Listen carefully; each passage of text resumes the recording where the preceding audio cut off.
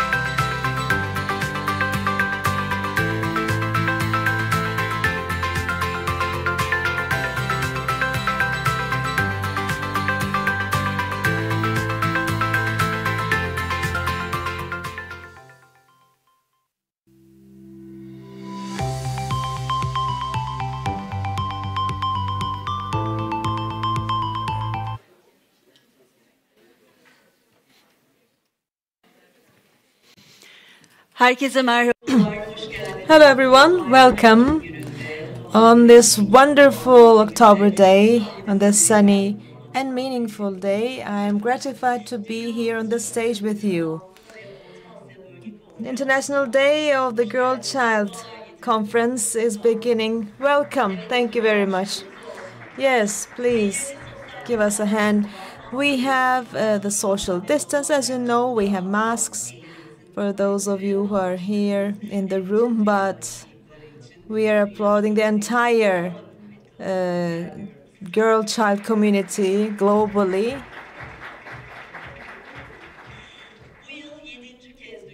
So this year, for the 7th time, we are getting together on the occasion of the International Day of the Girl Child Conference. In our room in Istanbul right now, we have approximately 150 guests with us, and we have live broadcast through our YouTube channel as well as other channels. Right now, we have 3,000 participants. We know that we will have more and more every passing minute. So I'd like to thank everyone for being here and being online to watch us live. To eliminate discrimination against girls and to enable them to benefit from human rights in the equal fashion as boys, the 11th of October was announced by the UN as the World Girl Child's Day. As of 2010, the World International Day of the Girl Child Conference has been held with the participation of Aydın Foundation, UNFCA, UNICEF, UNFDA. So it's been turning into an international platform.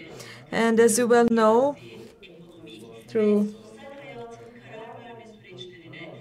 involvement of women in a full and efficient way, we are going to enable women to enjoy involvement in decision-making mechanisms and be equally able to act as leaders in the society. In the digital transformation age, we need a set of solutions, of course, that need to be concrete, which is why this year in our conference, we have the theme, "The time is now, girls' leadership in the digital era." Today, for boys and girls in the digital era, in order to create a more egalitarian world, what we need to be done globally needs to be discussed, and we will talk about the potential, motivation, and skills of girls. From our country and from countries around the globe, we will have very valuable guests, younger people, many known names to be with us to share their feelings and thoughts about these subjects. And we will find inspiration together. Throughout our conference, we will also have the chance to enable you to drop your questions and comments in our chat boxes. Those of you that are with us via social media can use the tags World International Day of the Girl Child and many other tags that you can see right behind me. So I hope that this will be an inspiring day for all of us in these important matters. Welcome. And I'd like to now invite to the floor Vuslat Doğan Sabancı, the Vice President of Aydın Doğan Foundation, to deliver her inauguration speech. Hello, everyone. This year we are holding the 7th International Day of the Girl Child Conference. Welcome. UNICEF, UNFPA, UN Women have been collaborating with us in a very enjoyable and successful fashion for many years. I'd like to thank all that were involved in this process. The equal representation of girls and boys equally, but so that they benefit from the same opportunities. Creating a world where girls lead us in every field, every platform, is a dream that we all share. We know that over the last years we have made some advancements in gender equity and involvement of girls, but despite all the positive developments in many places around the globe, there have been prejudice and violence against girls, unfortunately. One of those that draws most attention is vital for the age that we live in, which is digital inequity. What I mean by that is, when it comes to girls in the fields of mathematics, science, and engineering, well, girls are not represented to a sufficient degree. In the use of internet globally, there's a 17% gender imbalance. 300 million women, fewer women have access to mobile internet as compared to men, which is equal to the population of the USA. So we have to be concerned. This digital gap means that girls and young women are less able to access education and healthcare and other services. It will be more and more difficult for women and girls, even impossible perhaps, as years pass by. Technology should be a great enabler instead. So we have to establish strategies that will enable this. Otherwise, digital inequity will keep growing, and we will miss the chances of improving women's ability to participate in labor and technology, etc. So soon, including Turkey, globally, countries are going to require more digital skills. But today's technological inequity means that for girls and women, there will be an obstacle, a caveat, when it comes to girls and women's access to the labor force, when it comes to digital skills. So to help the situation, we need to remove the negative prejudice against girls and women. As Aydın Doğan Foundation, we believe that this is the path to follow, and we focus on the education and equal representation and equal enjoyment of opportunities by girls.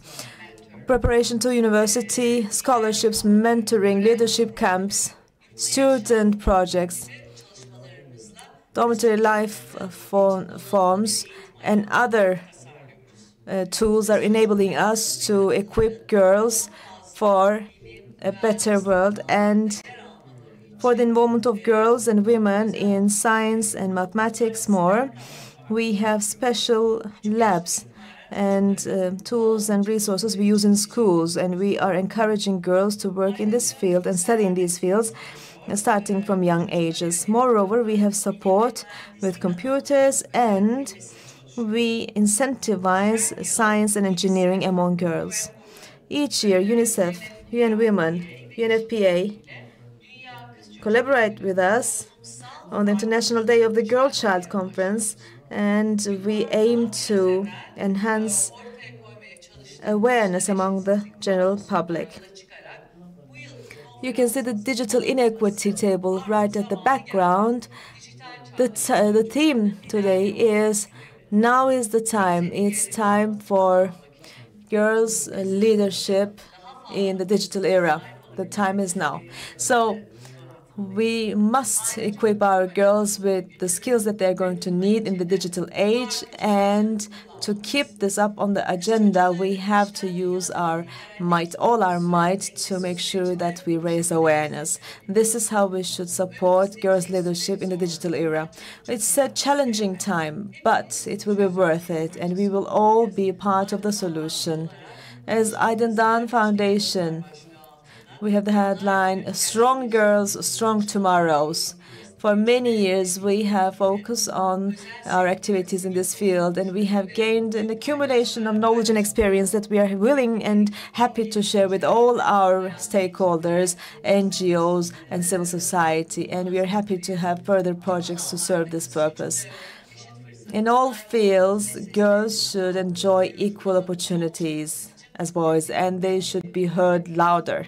That's why we should act hand in hand. Valuable guests, let us think.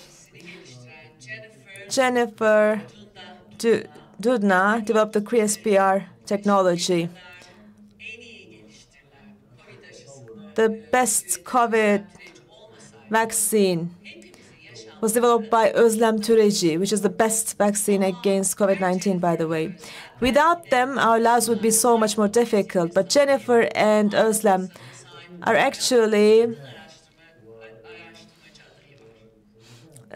correspond to perhaps 100 other women, other scientists, female scientists, that we are deprived of from the inventions and developments of. Actually, this is one of the most critical turning points for human history. In the coming decade, we are going to do things that will actually decide our destiny on the planet. University of MIT has carried out research that shows when women are involved in active decision-making, institutions and organizations are much more successful. There are many reasons for this, but one of the critical reasons is because thanks to their emotional quotient, women are able to find out about any possible problems earlier and come up with actions for remedy. One of the important components of EQ is the ability to listen carefully. The ability to carefully listen is important for everything, from the pandemic to the climate crisis to women's health to gender inequity. Many problems require this so that we can find a solution. We should not just know how to speak well, we should also be able to listen actively and effectively, which will enable us to open doors that we deem as closed and locked. This means with the emotional intelligence that they have, our girls and women can contribute hugely to development in any of these fields. And I feel this in my heart. So I would like to call upon our stakeholders in Turkey and in the region and globally. It's time.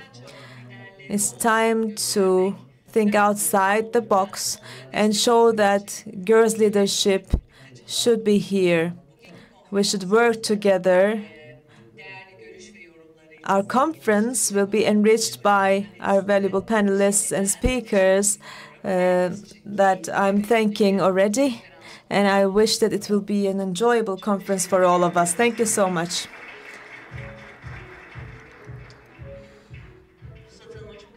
Thank you very much, Vuslat Hanım. This was a really inspiring speech.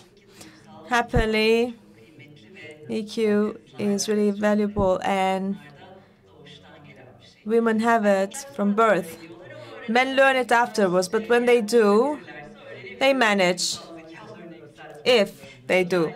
Okay. After this inspiring speech, I'd like to turn to one of the hosts of today. Well, as you know, Aydın Doğan Foundation, one of the hosts, as Vuslat Hanım said earlier, has been working actively for many years in order to enable girls to enjoy the same rights as boys and to act more as leaders. Now we have a film about this, and let's watch it, then we can continue. Thank you. Sen köy yerinde el alem ne der demeyip kızını okula gönderirsen, tarlada çalıştırmak varken yurtlarda kalmasına izin verirsen, o da yetmezmiş gibi şehir dışına gitmesine müsaade edersen, ta oralarda kız başına yaşasın dersen,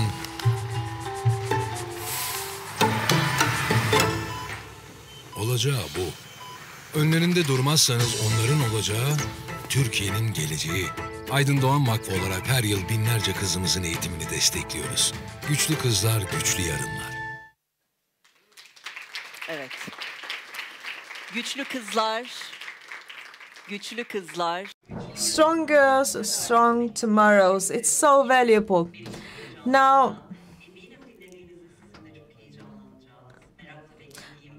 again, we come to a part where I had been waiting for patiently and curiously. We are going to leave the floor to the owner of today, younger people.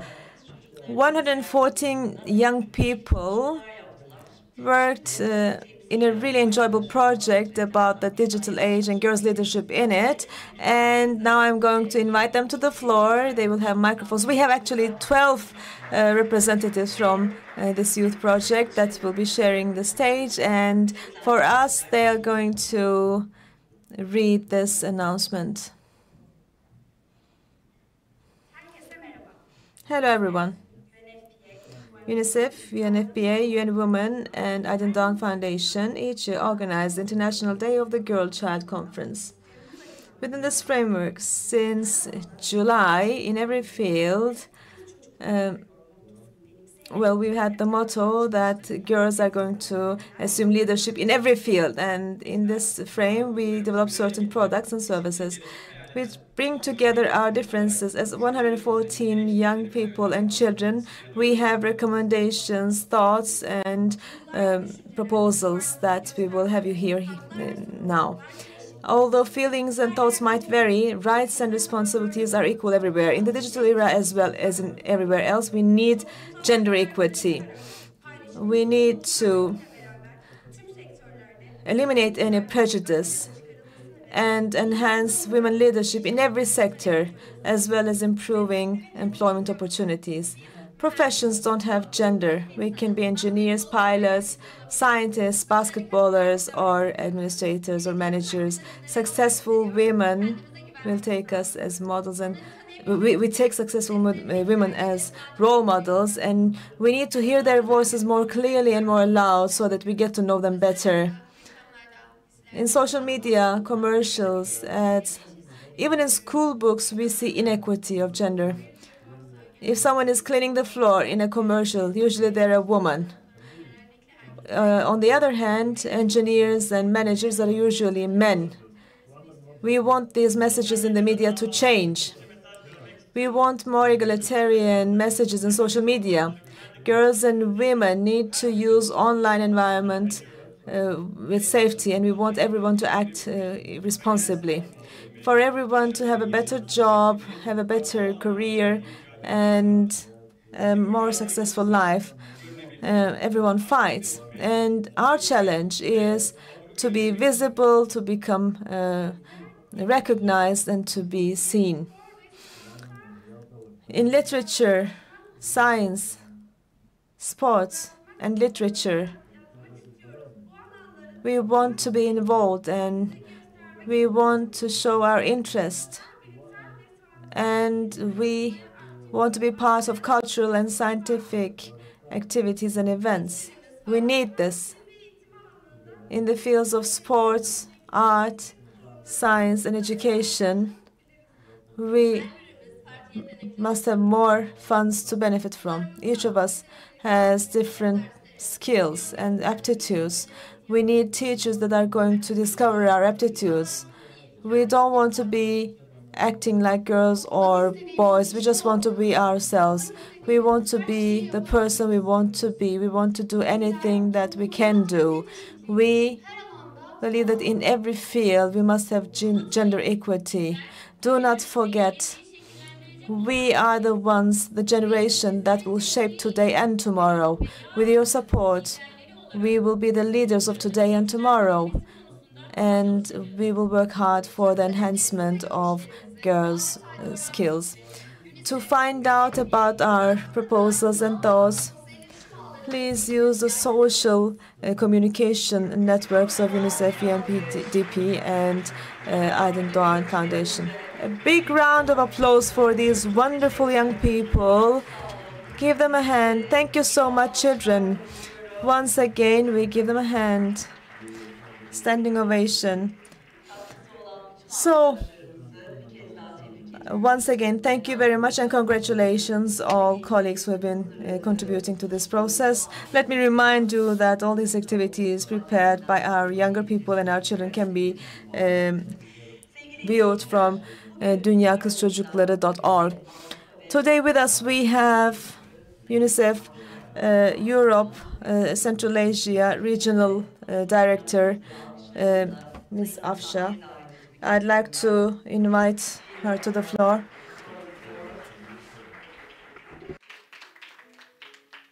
Welcome.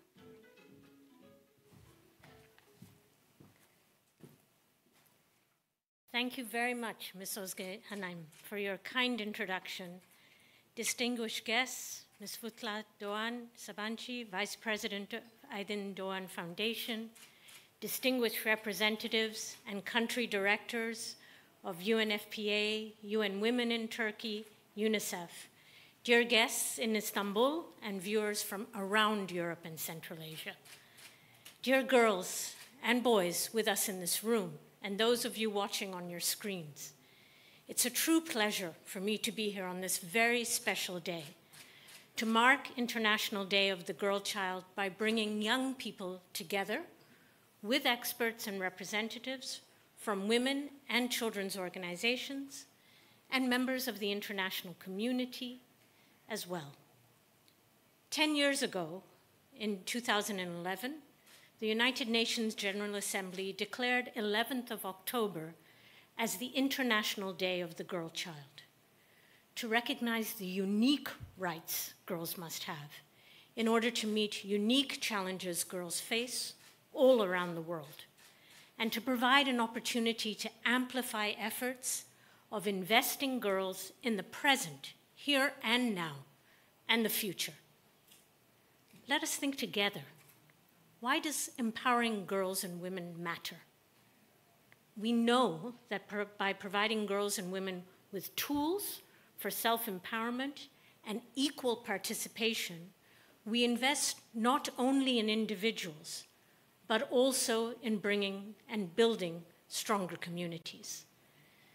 The challenge that our world has gone through in the last decades have shown us that girls and women are engines of social development and change. As we have witnessed during the COVID-19 pandemic, during and after armed conflicts, as well as in emergency situations and disasters, women are key actors in overcoming disasters, ensuring peace and stability, and in rebuilding our society. Girls and women take the lead in caring for us as frontline workers in health and as caregivers. They have a proven record as successful innovators, and we heard about that today, peace builders, negotiators, entrepreneurs, farmers, teachers, lawmakers. The list goes on and on. Girls and women are particularly strong in supporting each other and showing solidarity with one another and empowering each other. Investing in women and girls, building their skills, and giving them equal opportunities enhances sustainable development and our common prosperity. The SDGs cannot be met without them. The world has witnessed encouraging progress on girls' and women's empowerment in the past few decades. Compared to previous generations, we see more women in leadership roles, fewer girls in child marriage and early unions, and there has also been notable progress in girls' health, nutrition, and access to education.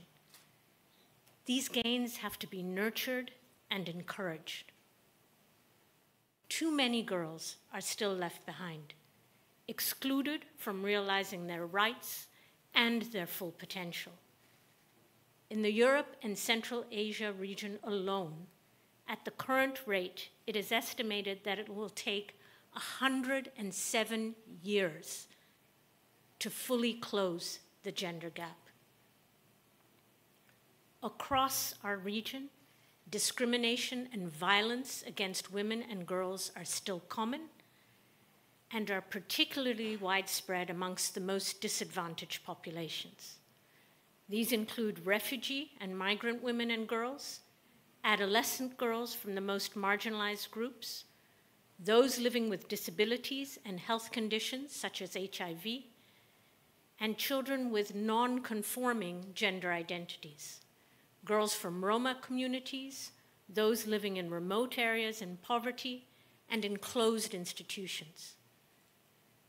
Dear distinguished guests, the last decade has brought tremendous changes to the world as we knew it, at an unprecedented speed, the way we connect, the way we work, the way we learn, the way we participate, the way we listen. How did all this impact children? Many children are already born into this digital world. Many young girls and boys are forming their identity and experiencing their transition from adolescence to adulthood through digital platforms. The use of digital platforms for connecting, participating, and learning has accelerated further because of COVID-19.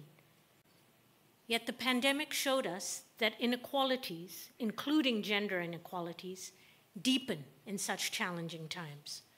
When these intersect with poverty, lack of resources, and social norms, it makes it even more difficult for women and girls fully to participate in the digital space. Worldwide, roughly 327 million fewer women than men have a smartphone and can access mobile internet. Let me express this another way. In order to demonstrate how significant this statistic is, women on average are 26% less likely than men to have a smartphone. In Central Asia, women have 30% less access to the internet compared to men. This undermines their chances to obtain skills needed for the labor market. Additionally, the underrepresentation of girls and women in science, in technology, in engineering and math, STEM fields, also continues to be a common challenge across Eastern Europe and Central Asia. Just 1/3 of graduates from STEM programs are female, and at 15 years of age, on average, in OECD countries, only 0.5% of girls wish to become ICT professionals, compared to 5% of boys. So gender barriers to addressing the digital sphere have yet another aspect: discrimination and gender-based violence. Gender stereotypes represented in social media, sexual harassment online, forms of stalking and other cyberbullying are among the risks that girls are exposed to in their daily lives.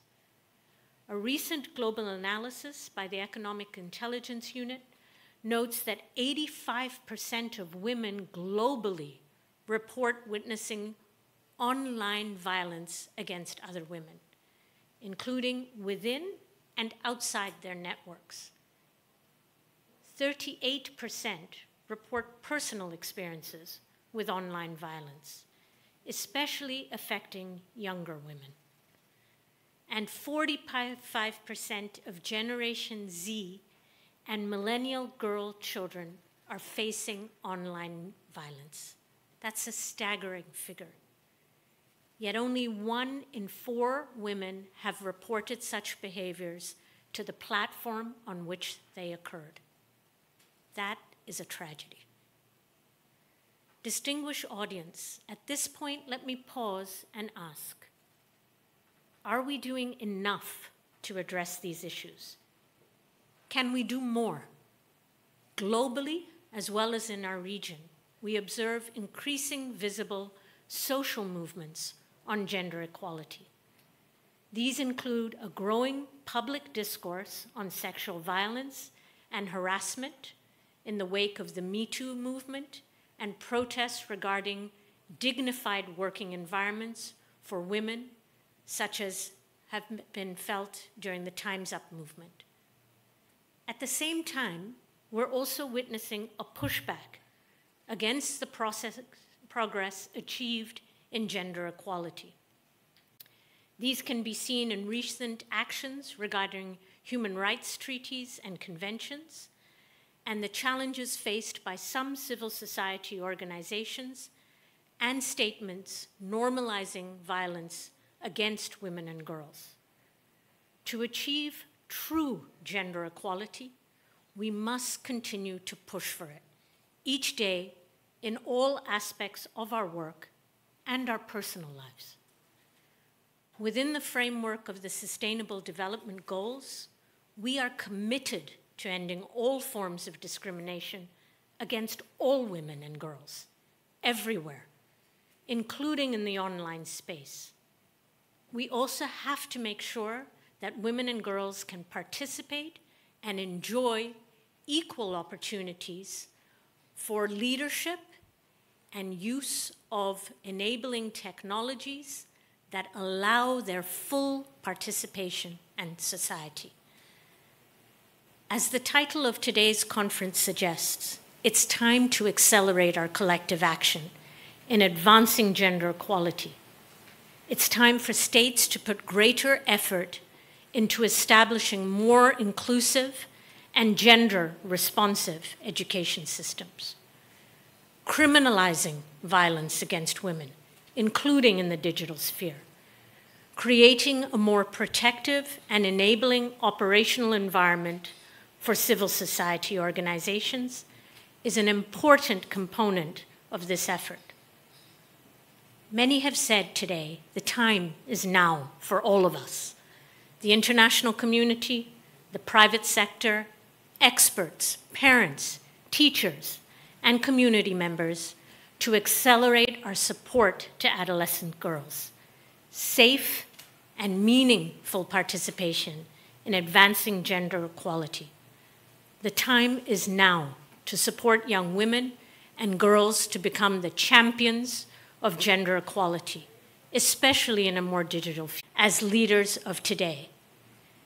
Dear children and young people, as you already know, gender equality is not only a fundamental human right, it is the foundation for a sustainable world where all girls and boys and women and men and people of all genders can enjoy the same rights, resources, opportunities, and protection. You know that gender to a world free of violence and discrimination.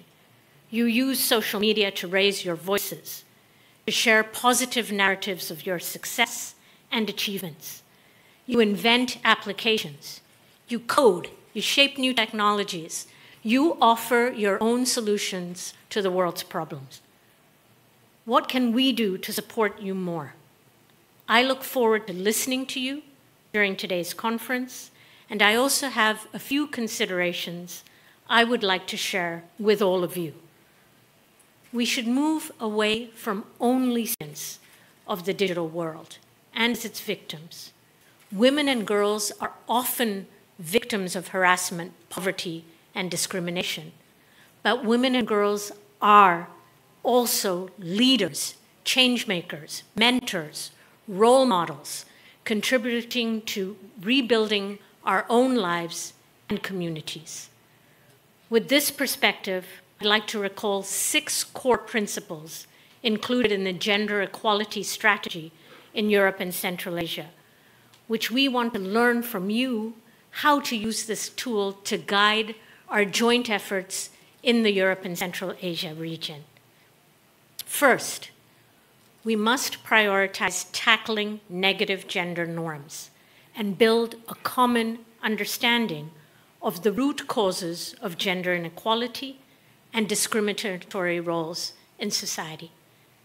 Secondly, we must equip young people, especially girls, with the skills relevant to the 21st century.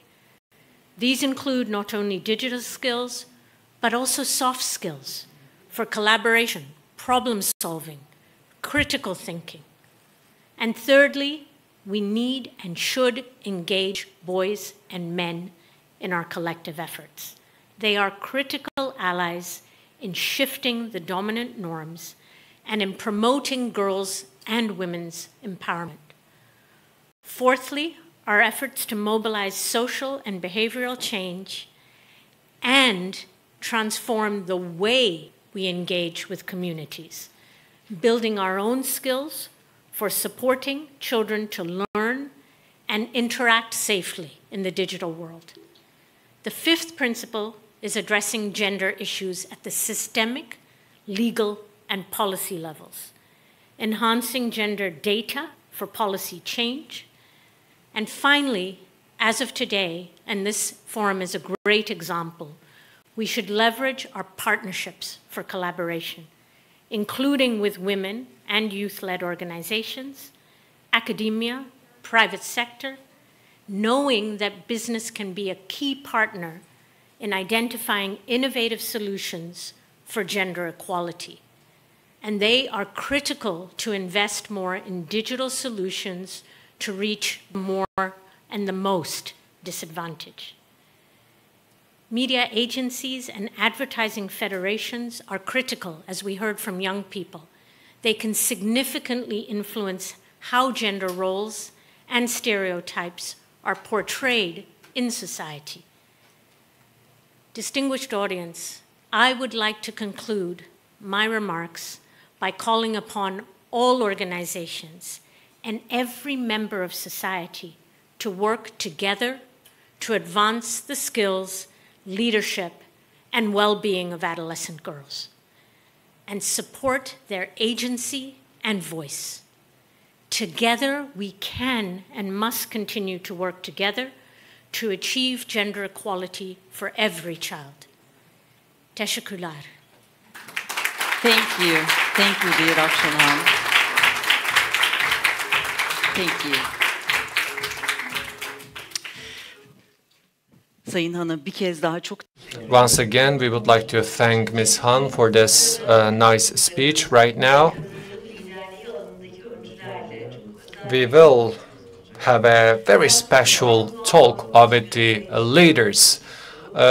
In front of you, the Aydın Doğan Foundation Director, Hanzade Doğan, and UNICEF General Director, Henrietta Fore, and the CEO of NASDAQ, Adina Friedman, will be with us. In order to moderate the session, I'd like to yield the floor to my colleague, Afshin Yurdakul. With a round of applause, we would like to invite our speakers to the stage, please.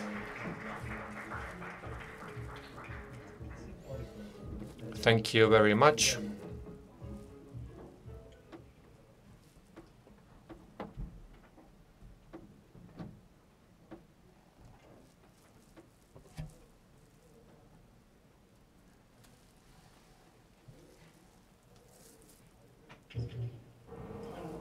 Hi. Okay.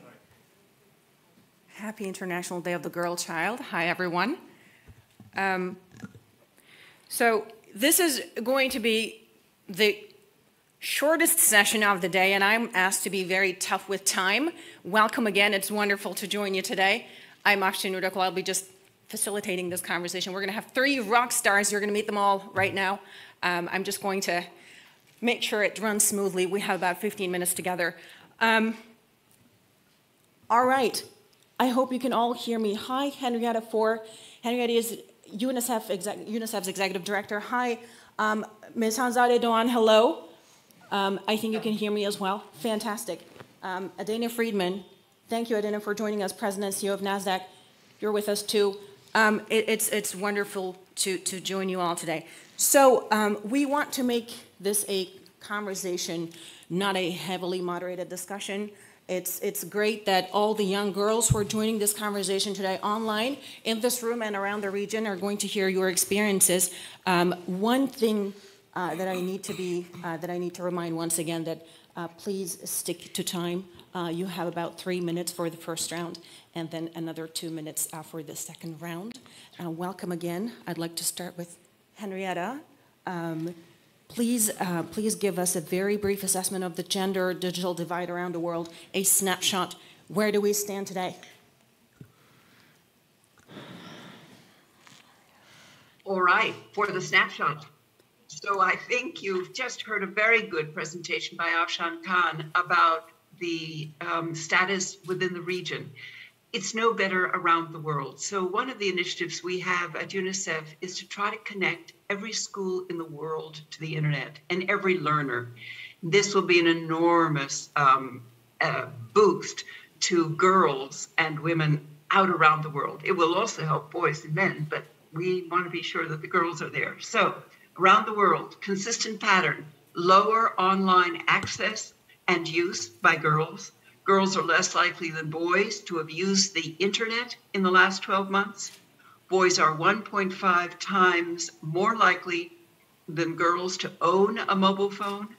Boys use far more digital platforms and services and a much wider range of activities than girls, and they are much more likely to use them on the internet. Roughly 46% of boys use internet on their phones compared to 27% of girls. So what we need to do is to be sure that there's access, that it isn't the older brother who has the mobile phone, it is the girl, the younger sister, who gets the mobile phone. Digital literacy, being able to use the internet and its technology and to stay safe. This is particularly hard in developing countries where the adults often are not digitally literate, so it's just groundbreaking for the girls to be able to be safe online. Third, online safety. There is so much cyberbullying and cyber stalking that goes on around the world that we really have to be sure that we educate our girls as to what goes on online. And then what to do about it. So one is make sure that we are listening to girls, and what they say they need is what they need. Second, be sure to emphasize digital skills for girls in school, as indeed the wonderful Aydin Doğan Foundation is doing. Third, be sure that we have legal frameworks for safeguarding. Fourth, that we widen the pathways for particularly the vulnerable girls and children who are often left behind. And fifth, have literacy training for fathers and mothers and caregivers so that they all understand what's at stake for girls. So with that, let me turn it back to you, Afshan. And we know the world is inequitable, and that's what the statistics tell us. Henrietta, thank you. I'd like to turn to Adina Friedman, and can I have Adina on the video wall? Hello again and welcome. Thanks for being with us, Adina. You're leading NASDAQ through the next technological shift, and God, that must be quite an experience. We'd love to hear more from you, and how do you see, whether you see the trends laid out by Henrietta for a second ago, how does that play out in the financial industry? What are the challenges and opportunities that lie ahead for women and girls when you look at the future? What would you say? Well, thank you very much for having me today to talk about such an important topic. I think, we're here to encourage women and girls to achieve their greatest ambitions. And it is such an important and urgent topic because girls and women, by having as more of them join the economy by working outside the home, there's just a plethora of evidence that demonstrates that a country's economy becomes stronger, both in terms of fueling economic growth by tapping into an amazing talent pool, as well as by creating a more balanced society, drawing on complementary strengths of men and women driving society forward together. When we think about the financial industry and what we do to serve the economies, we're here to create fuel for the economic growth. We're here to fund new businesses, new ideas, innovation that really drive society forward. That innovation coming from both men and women make it so that we can drive society forward in a more balanced way. And using technology is a critical component to that. So when I look back and think about my own career and what got me where I am, I had a lot of different elements driving me to my current role. The first was I had great role models in my parents. My father spent his career in investment management, and he brought me to the office occasionally when I was growing up, which gave me a front seat to understanding his business and understanding investments, understanding the financial markets. After being a full-time mother for several years, my mother decided to become a lawyer when I was 9 and became the first female partner in her law firm. So her professional journey was very important to me. Another major contributor has been my access to education and the encouragement that I received from teachers to aim high and follow my professional dreams, starting with early education and starting with STEM.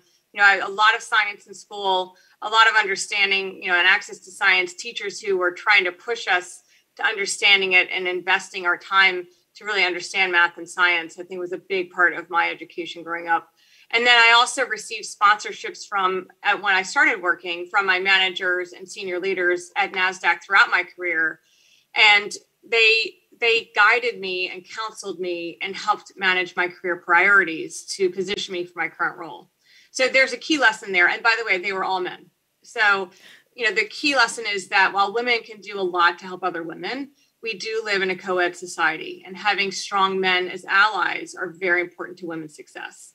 So when we examine all of the ingredients that contribute to women's success in the professional world, it includes family, access to education, senior level sponsors and mentors, and most importantly, each woman's own inner drive and passion that come together to create the recipe for success. So thank you very much for having me here today, and I'm happy to answer questions. Thank you, Adina. We'll be back for the second round. Hanzadeh Doğan Borner, I'd like to now come to you. I do know that your foundation works to open up more space for women and girls in this field, in the digital and the STEM areas. Please tell us more about the work that the foundation does and how women and girls can enter and thrive in those fields. Sure, thank you. I'm very happy to be here with you in such an important day. We are really at the cusp of a scientific and technological change. And this change, this transformation is so powerful that it is, if we don't have a fair representation of a woman in science and technology, it's very threatening. At the same time, it's a big opportunity, because if we have a fair representation of women in STEM, then we have a chance to do a quantum jump in gender equality. So it is really existential, I believe, to make sure we have female representation in these subjects. Our foundation has been committed to this cause for the past 25 years. We've done giving anything from giving scholarship to secondary schools, to building dormitories, to running mentorship programs. And in the last 5 years, we also started a scholarship program to encourage girls to choose STEM subjects in their higher educations. And we try to target girls at a much younger age, when they are 13, 14, to explain them, to show them role models that, science and math is not only for boys, which I believe the most important barrier in front of us is these cultural biases. They are, these subtle messages, these stereotypes, these biases, all makes look girls like they are less able in science and math than boys, which is totally not true. It's nonsense. It is cultural biases, cultural convenience. We need to fight these stereotypes. That's where we start from. We need to continue telling our daughters that they can go to the moon, walk on the moon, they can be whatever they want, and tech and science and math are not for boys. Because if we don't break these barriers, I am very worried that the work we have done in gender equality is just not going to reach anywhere. Now we are at an inflection point. So we will keep telling our daughters and girls that, look, we have Adena Friedman running a tech company, not only the leading exchange for tech companies. Nasdaq is a tech company itself. We have Özlem Türenci, who almost saved humanity by helping finding the COVID vaccination. So we're not going to be pessimists, and we're not going to just sit still. We will fight these cultural biases. Thank you. Thank you very much. And quantum leap in gender equality sounds just fascinating. And I could not agree more that telling girls that they can do it and girls can do it is a very, very powerful message. So in this last round, I'd like to, obviously as a journalist, I truly believe in the power of storytelling. So I'd like you to share some stories with us because I do know that they're going to stick with the audience here. We have a lot of leaders from civil society, from government representatives and media leaders who are tuning into this conversation, but there are also girls who are joining us online today from Turkey and from around the region. So I'd love to ask you, and in the same order, Henrietta for Hanzadeh Doğan, Adena Friedman, personal stories that shaped you and that encouraged you to walk that tough road ahead and not to give up. I would love to hear that, and I would love for those young girls listening to this conversation right now, get inspired. I know it's going to stick with them. Henrietta Fore, please go ahead. You have 2 minutes. I know I asked a tough question, but 2 minutes should be at least enough to keep us more excited to hear more. But thank you. All right. So, so when I was growing up, we were just two girls. And as a result, it never dawned on me that there was another life in which I was lesser. So I then went to girls' schools and a women's college at Wellesley, and I assumed I was equal.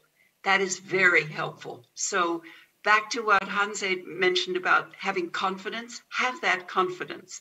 And then let me go to Adina. So my father was in manufacturing and in milling, and he had lots of businesses. And so I spent some time listening to him. I should have spent more time asking him how he ran the businesses so that I would learn about business.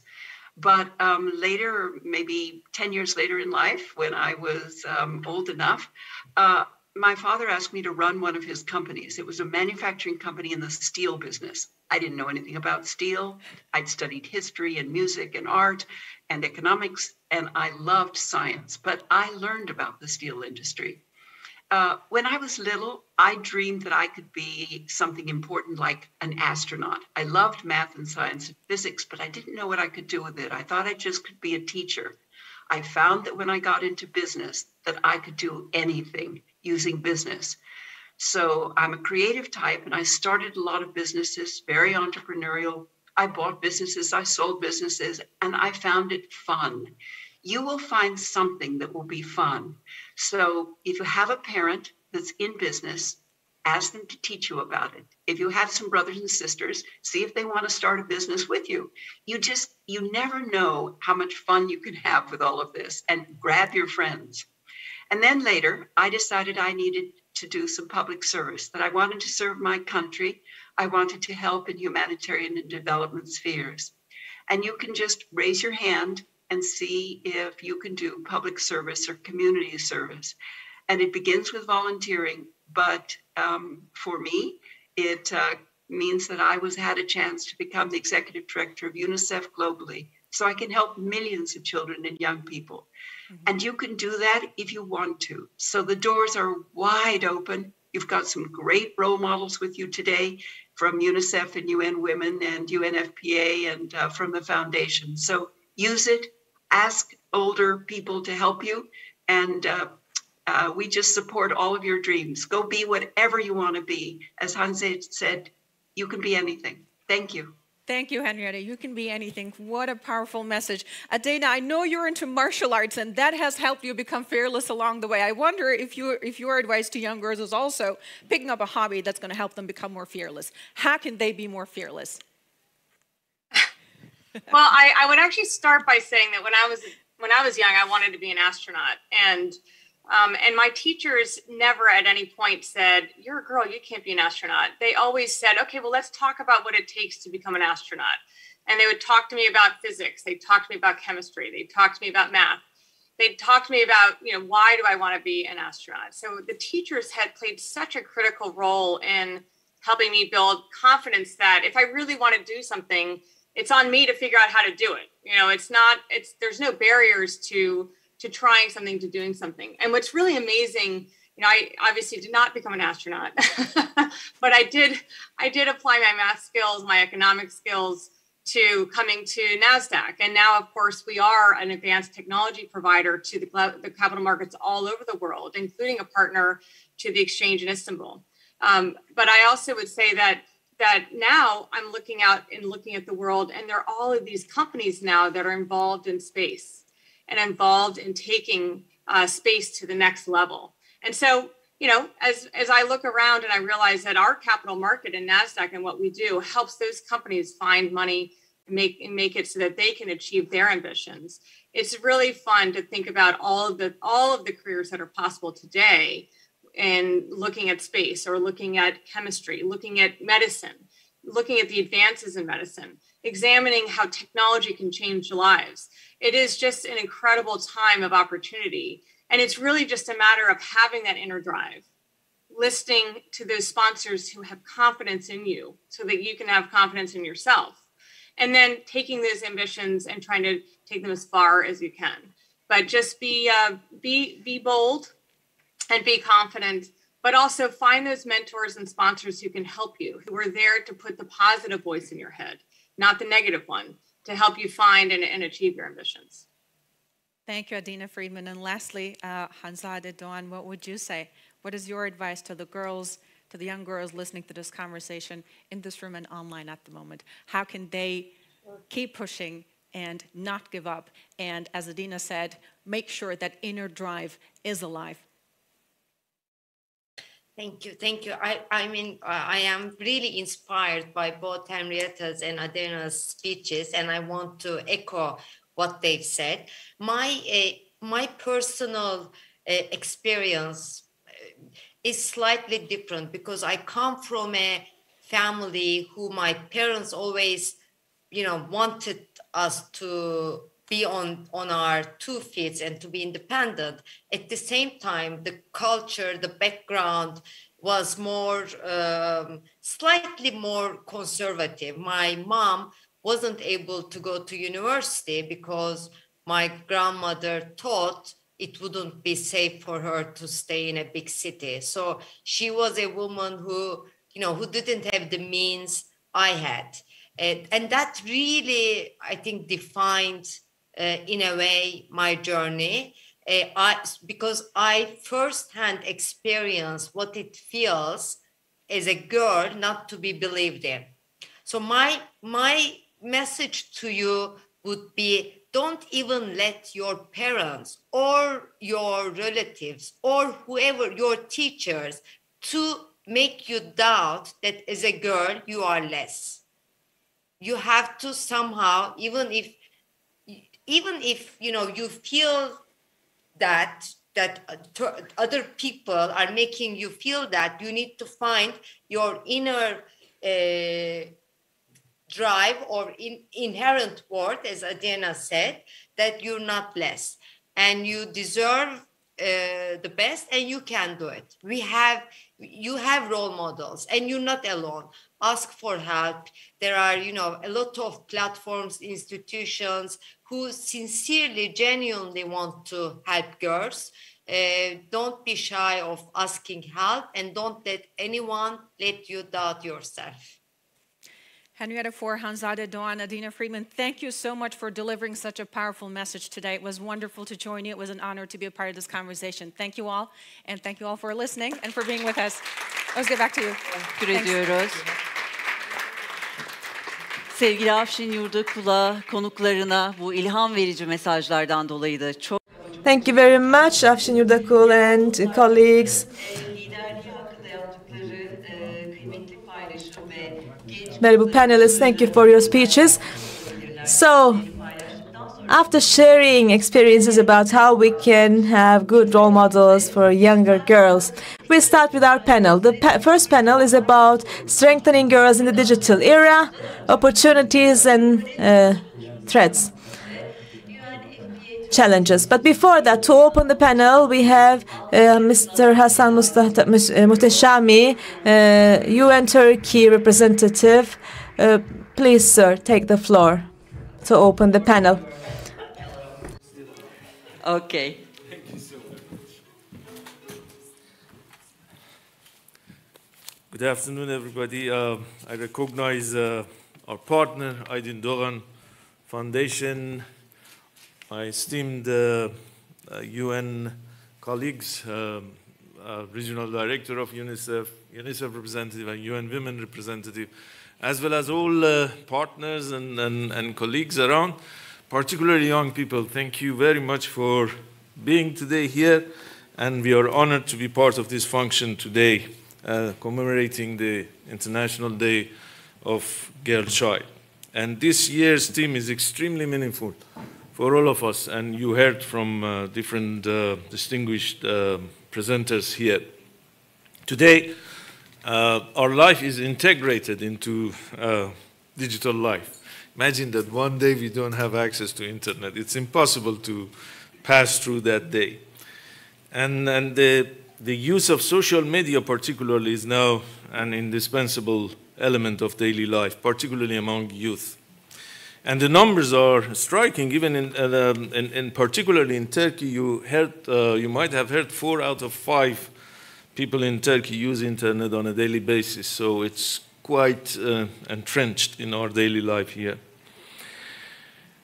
Digitization and, of course, online environment have become more widespread during pandemic, the last 1.5 years, and brought us a new style of life and work, and we experienced it on a daily basis. So it's bringing us more opportunities, and at the same time, of course, some risks and concerns. We did a study at UNFPA here. It was interesting to note that 1 out of the 5 people in Turkey has noticed that they have subject to digital violence during the survey period. And it was more striking among the younger group, 15 to 17. The case was 1 in 3.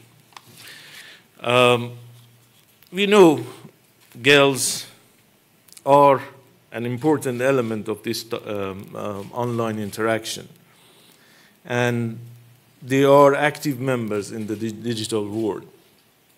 The psychological impact of the girls' experience in particularly during their development age, is now affiliated with the online environment, will be lasting. It will accompany them throughout their life. For this reason, it is critical that adolescent girls learn about their rights in the digital world and be aware about their leadership and voice in this environment and claim their space, particularly regarding their bodily autonomy. As UN Sexual and Reproductive Health Agency, we focus on this aspect of digital world particularly. In our global report, State of World Population Report in 2021, we have indicated that nearly half of all women and girls are denied their bodily autonomy around the world. This is inconceivable result, and will affect negatively sexual and reproductive health and rights of women and girls around the world. We believe a girl who is aware about her own abilities and empowered with full understanding of her rights, particularly the right to say no, will not only be leader of her own life, but also contribute to building a gender-equal world in future. Our executive director put it in her statement nicely for this occasion, global statement, that we must not tolerate a digital world that reinforces inequality. Instead, let's apply these technologies to help girls achieve their rights and secure their bodily autonomy. At UNFPA, we will continue to promote and advocate for sexual and reproductive health and rights of women and girls. We are not apologetic for that, and we, particularly in digital age, we believe the centrality of sexual and reproductive health and rights of girls in overall gender equality agenda. Çok teşekkürler. Thank you so very much. Thank you very much, Mr. Mohteshami. Şimdi panelimize geç. Now, before we move on with our panel, as you know, social media posts play a really important role in our lives now. So that you share this event, I'd like to remind you of our tags so that you can, our hashtags, so that you can watch the panel. These are the ones in Turkish, Dünya Kız Çocukları Konferansı, and Güçlü Kızlar, Güçlü Yarınlar. We also have in English, International Day of the Girl Child Conference, and Empowered Girls, Empowered Futures, IDGC 2021, and Day of the Girl. These are the hashtags to use today. So under these hashtags, please make social media posts today. So now we move on with the panel. Empowerment of girls in the digital era, opportunities and challenges. From UK, Sonia Livingstone. From Ukraine, Yana Pamfilova. From Turkey, Selin Özünaldın and İlayda Işık.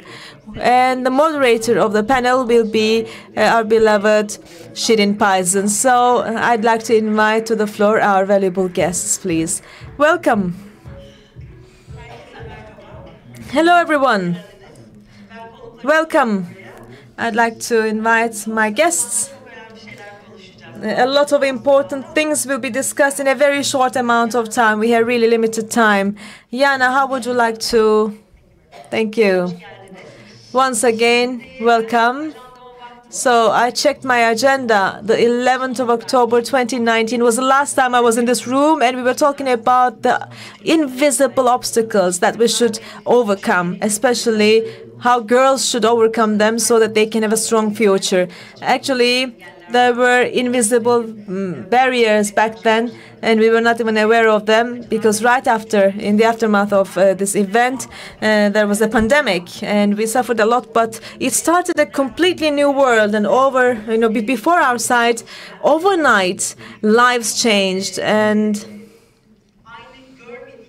our days would never be the same again. We all digitalized, and we all got used to working, doing business, talking, communicating in the digital world. And we looked at the world from a digital point of view, which means I'm now running this panel in a totally new world. Last year we held an online event, it was the same conference held online this time, but now we are together in the same room and discussing the realities of a totally brand new world.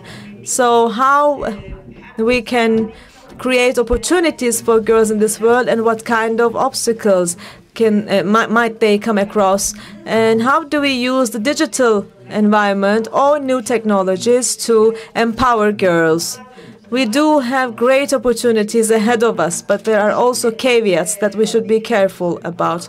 So, as I say, this is a long topic that we have to discuss briefly. Sonia Livingstone from UK is with us.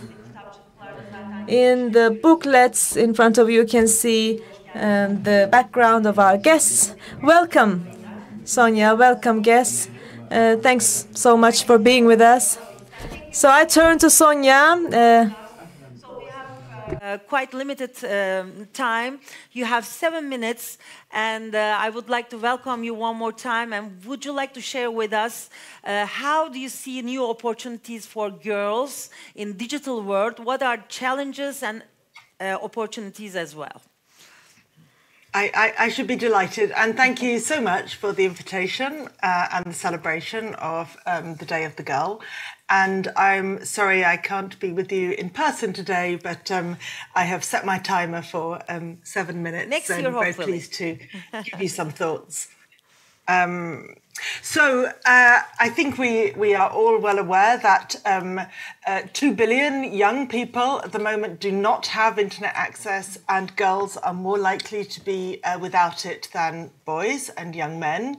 And indeed, whichever indicator you use and in whichever country you look, there are persistent gender gaps in access and use of digital technologies, and these apply at home. When digital technology is provided by parents or caregivers, they tend to be more likely to give better and earlier access to boys than to girls, and they tend to supervise their daughters more closely. At school and in other public locations, again, boys gain more access and more support, and especially the idea that children will go on into technology-related careers is much more reserved for boys.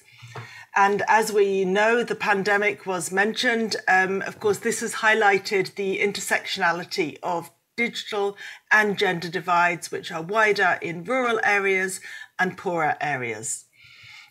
And yet, girls around the world, including in your and my region, girls are excited and optimistic about technology. For the UN Committee on the Rights of the Child, when we produced General Comment 25 about the digital world, we held a global consultation and listened to such enthusiasm. Girls keen to learn about technology, girls keen to gain digital literacy, girls who see the digital world as a space for their agency and for their voice, a place where they can exercise their passion about creativity and communication, a place where they can participate and make a difference. So I speak as a researcher, researching particularly the Global Kids Online project jointly with UNICEF Office of Research at Innocenti. And, you know, there we see often evidence of gender differences in access and uses of technology, but they're not uniform. So we also find there are countries where the gender differences are small, where national policies to overcome the gender gap can really help. And so the gender gap is not inevitable. There is much that policymakers and practitioners can do. At the same time, you asked me to talk about opportunities. You know, even in the world's richest countries with all the privileges, it's still only a minority of children, a small minority sometimes, who really do the most creative and most participatory activities online. So in all of those possibilities that we would love to encourage for girls, many more efforts are needed to, in our work, we think of it as a kind of ladder of online participation. And many children begin at the beginning, but they don't get the opportunities to do more advanced and more complex and more developed opportunities. What is encouraging, I think, for today's discussion is that when the limitations and gaps in access are overcome, there are fewer differences in what boys and girls choose to do online. They all love online communication. They all value information search.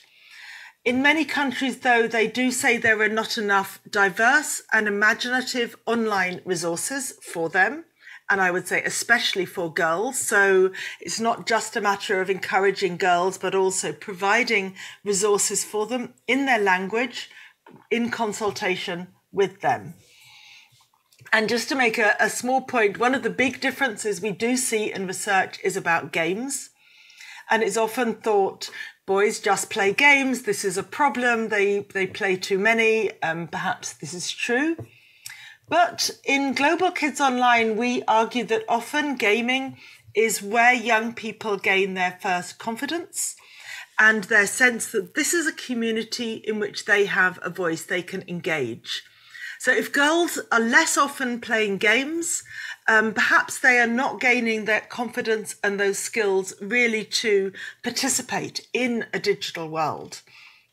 And that brings me to a point I wanted briefly to make about skills. I think we often think of digital skills in very functional terms.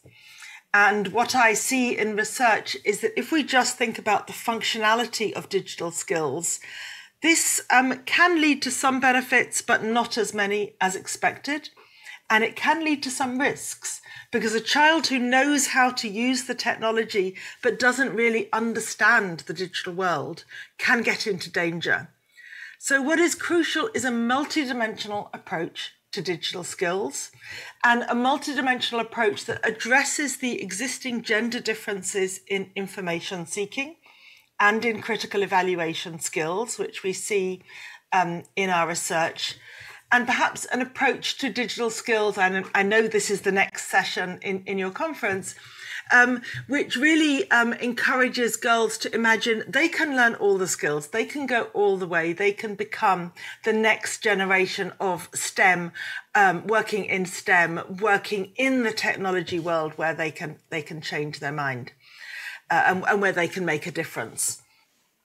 And again, in teaching information skills, I think we need to consult girls about what specifically they want advice on, what the information they want to find. Often they want to find information about puberty, about sexuality, sexual health, mental health. These resources need to be provided so that when they go looking, when they develop their skills, the opportunities are really built for them. And my last word is to say a survey by Plan International across many countries recently showed over half of girls have been harassed or abused online. So we really need to take very seriously the way in which the risks go with the opportunities. The digital skills can stand in the centre to provide children, especially girls, with that resilience and the ability to cope. It's very important that adults understand how young people see those risks and don't take a judgmental or a restrictive or punitive approach to dealing with those risks, but that they genuinely try to find ways to empower and support girls through their digital journey, rather than protect them so much that they cannot gain the resilience and the confidence to explore and find their own way. And again, consulting girls, I'm sure that will be said many times today, but consulting girls about what they think the digital world could be, what opportunities they want, and the support they want to get there is really the most crucial message of today. Thank you.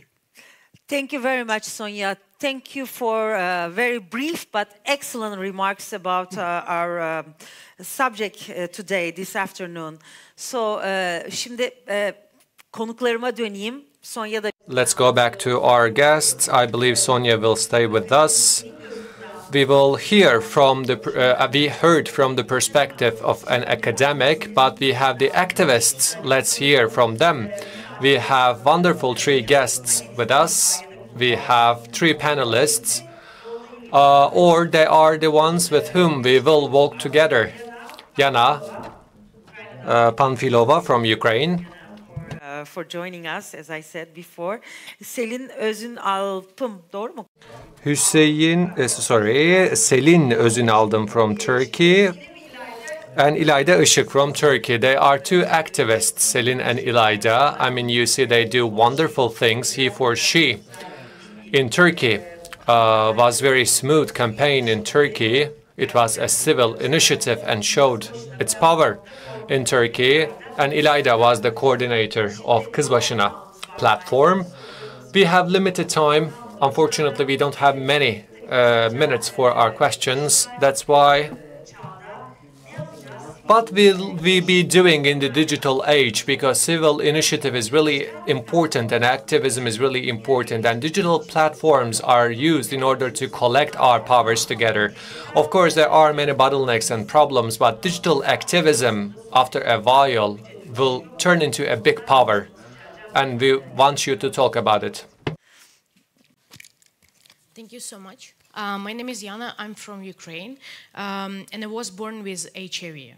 As a person who lives with HIV, I know that gender equality is so important to live free. But social stigma and bad laws don't allow you to be yourself. Even after 40 years, society still fears and discriminates against this disease. When I was 10, I had learned of my HIV status. I started taking daily pills against this virus that saved my life. But I need more 7 years to accept my HIV status.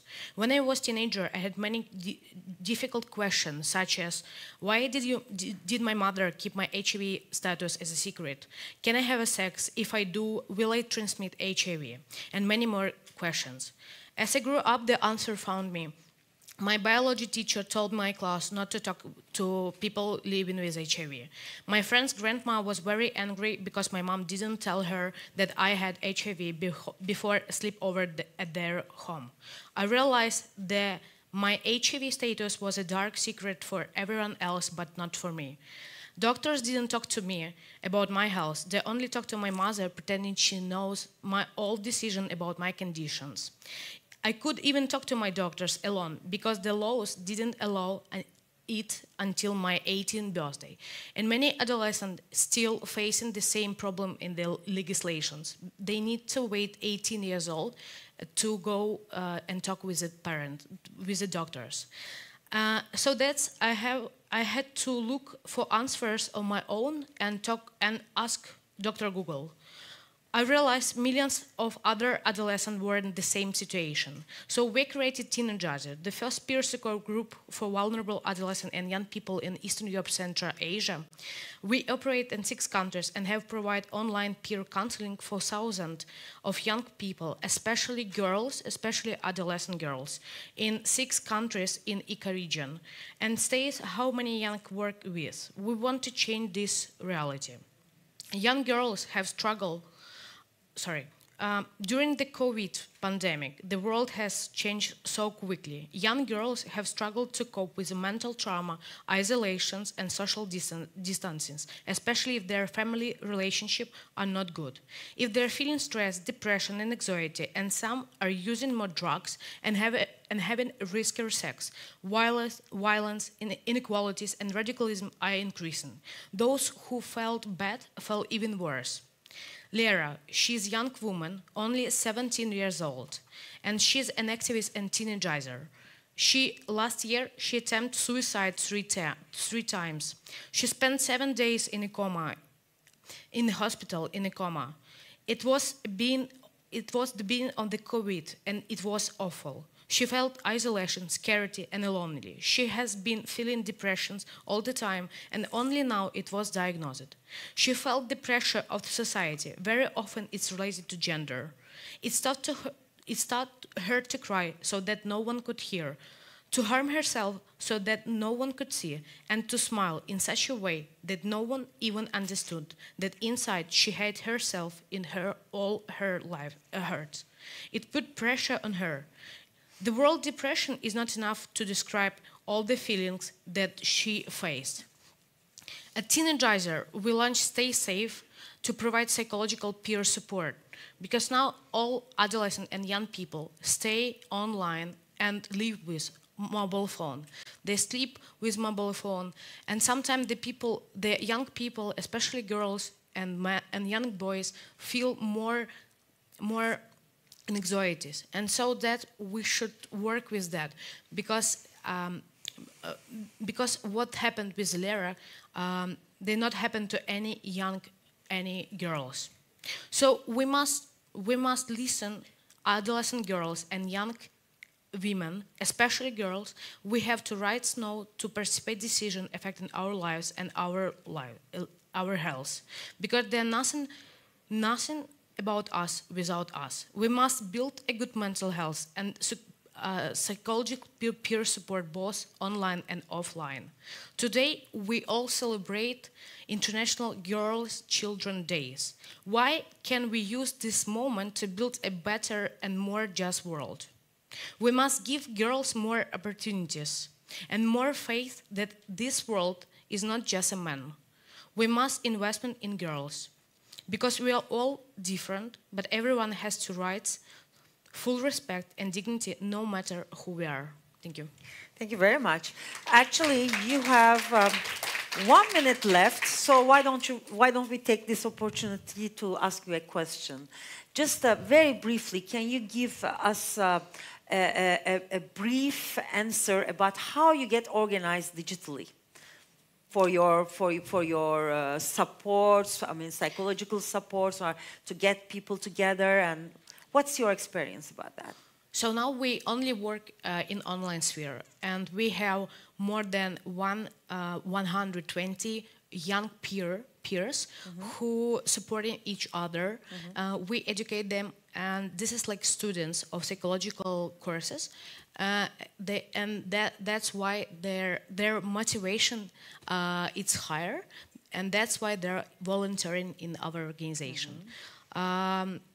So it's easy to work online because it's easy to chatting, because the young people, especially Generation they Z, feel much it's much easier and feel more comfortable when they are texting, right? Because our communication skills are changed. Because now it's harder to talk in the person. Yes. It's easy to chatting something and chatting to describe something. Sometimes the young girls or men, adolescent, they like living with parents in the one room, not like the big house, and so that they can tell something in the loud. they easy to judging because their parents they know what happened in their children's. Exactly. So yeah, that's a very good point, actually. So we have to change our mindsets and also, I mean, feel and understand more about young generation's expectations in every field, actually. And mostly now we see that a lot of because young girls, it's facing like a lot of discrimination. For example, they feeling about like struggle and feeling isolations, feeling depressed. And we have got 1,200 like counselors per month, and we see that sometimes they don't know what they feel like feeling, because in our schools we don't talk about the emotionals. We don't talk about like how we figure out for all what you feel. And our society, like our region, we post-Soviet Union, and so it's hard to something to say about emotions. Because last 30 years, the people stay at home and don't talk. And that's why we see that a lot of radicalism, we see that because the people easy to beat someone than just describe something in the words. Very interesting, Yana. Thank you very much. And congratulations, of course, for your efforts. Şimdi Selin. Right now, Selin, as I told briefly, she is the youngest activist of the He4She Turkey. Without further ado, I'd like to yield the floor to you. We have a digital audience and a physical audience. Could you please briefly tell us what you do? Of course, thank you very much. Well, as many of the previous speakers have also mentioned today, technology, social media, and internet will continue to be in our lives, and we, increased using them. It is an indispensable part of our lives due to the pandemic. We have used them in our education. We have used that in order to share our pictures and our memories and in order to communicate with our peers and friends. But during this pandemic, we have seen that coding, robotic technology is actually lacking in the girls. And in order to orient them to those fields and make them leaders, rather than doing this, unfortunately, we come up with such a huge problem, which is the cyber violence and cyber bullying. Especially after the pandemic, the sexual harassment in online platforms towards girls increased remarkably. And according to the statistics and data coming from a variety of researchers, those cases increase remarkably, but unfortunately the precautions are not taken as they are being articulated, and those precautions are not taken as swiftly as we desire. And unfortunately, although many agreements are undersigned, they do not come to fruition and become a reality of our lives. That's why I do believe the private sector, the private companies, have a huge responsibility. If you take a closer look to the last 10 years, we will see that all those movies can be presented in such a manner that the social justice is being presented and promoted, so that many people can be informed about those problems. We have witnessed it many times. Regarding to cyber violence and any sort of violence, we should educate our girls, because their minds are full with taboos and they have many question marks in their heads. So we should raise awareness about those problems. We should teach our girls how to defend themselves. As they will connect their powers, they will focus on this problem, because in order to raise awareness in our community, the private companies will be key and the driving force. In addition to all of those, the social media platforms and social media companies have a very critical role. Against those attacks, they should take much more concrete precautions, because it is high time right now. And we see and witness that some social media companies have already taken many steps, but they are not enough. We should be much more braver as we take those precautions, and we should walk together in this struggle. And at this very moment, we also are in need of this legislative support coming from the states and the governments. The state, the legal bodies should act together with the private companies, and the women should support with feminist movements to those precautions so that a sustainable and permanent and meaningful change will take place. Although I speak about the bad side of the social media, I am a representative of the Z generation. And as it is the case, there are good and bad sides of the technology.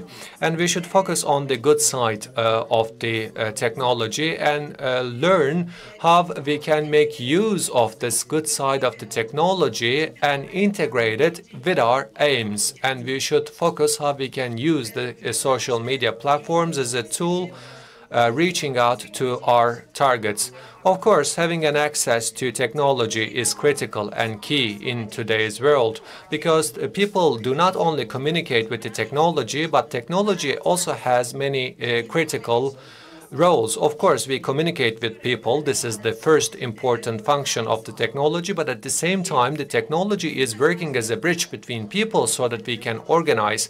And at the same time, through technology, we are able to reach our message to a broader audience.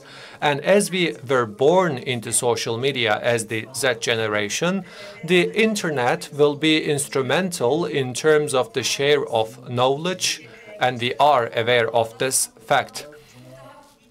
And I would like to state that the youngsters are very aware of this fact, and they are very successful. With just a single tweet, we can read many stories about social injustice, and by taking a look to an Instagram story, you can come across with a demonstration against the injustices.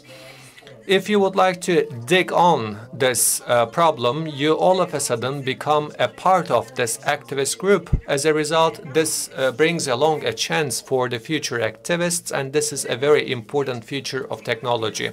In a nutshell, I do believe having access to social media cannot be overlooked for our girls, and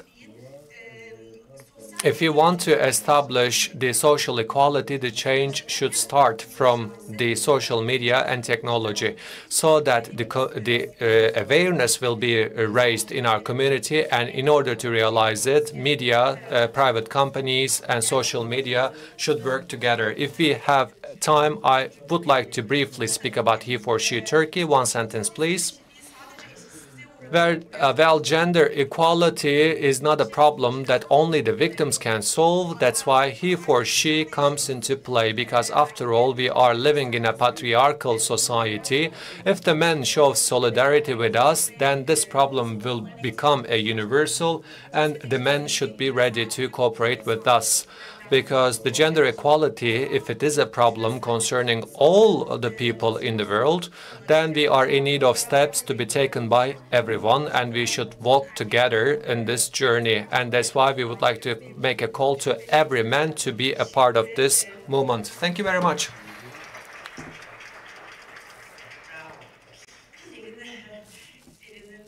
As Selin also said, on Turkey specifically, we have seen many violence cases against women and sexual abuses towards children, unfortunately, and we actually struggled against those cases, and this was thanks to the social media, and that's why this is the case. Nothing is hidden anymore, and this is thanks to the social media. But of course, there are many downsides of it. İlayda, she will be a lawyer, but at the same time, she is an activist. She has just graduated from the law faculty. She's a woman lawyer, as we need. and she is also the founder of the Kızbaşına platform in Turkey. So what are the downsides, what are the advantages, and how should we look forward? Thank you very much. Let me briefly speak about Kızbaşına platform. This platform aims at preventing any sort of abuse, hate, discourse, and the gender inequality.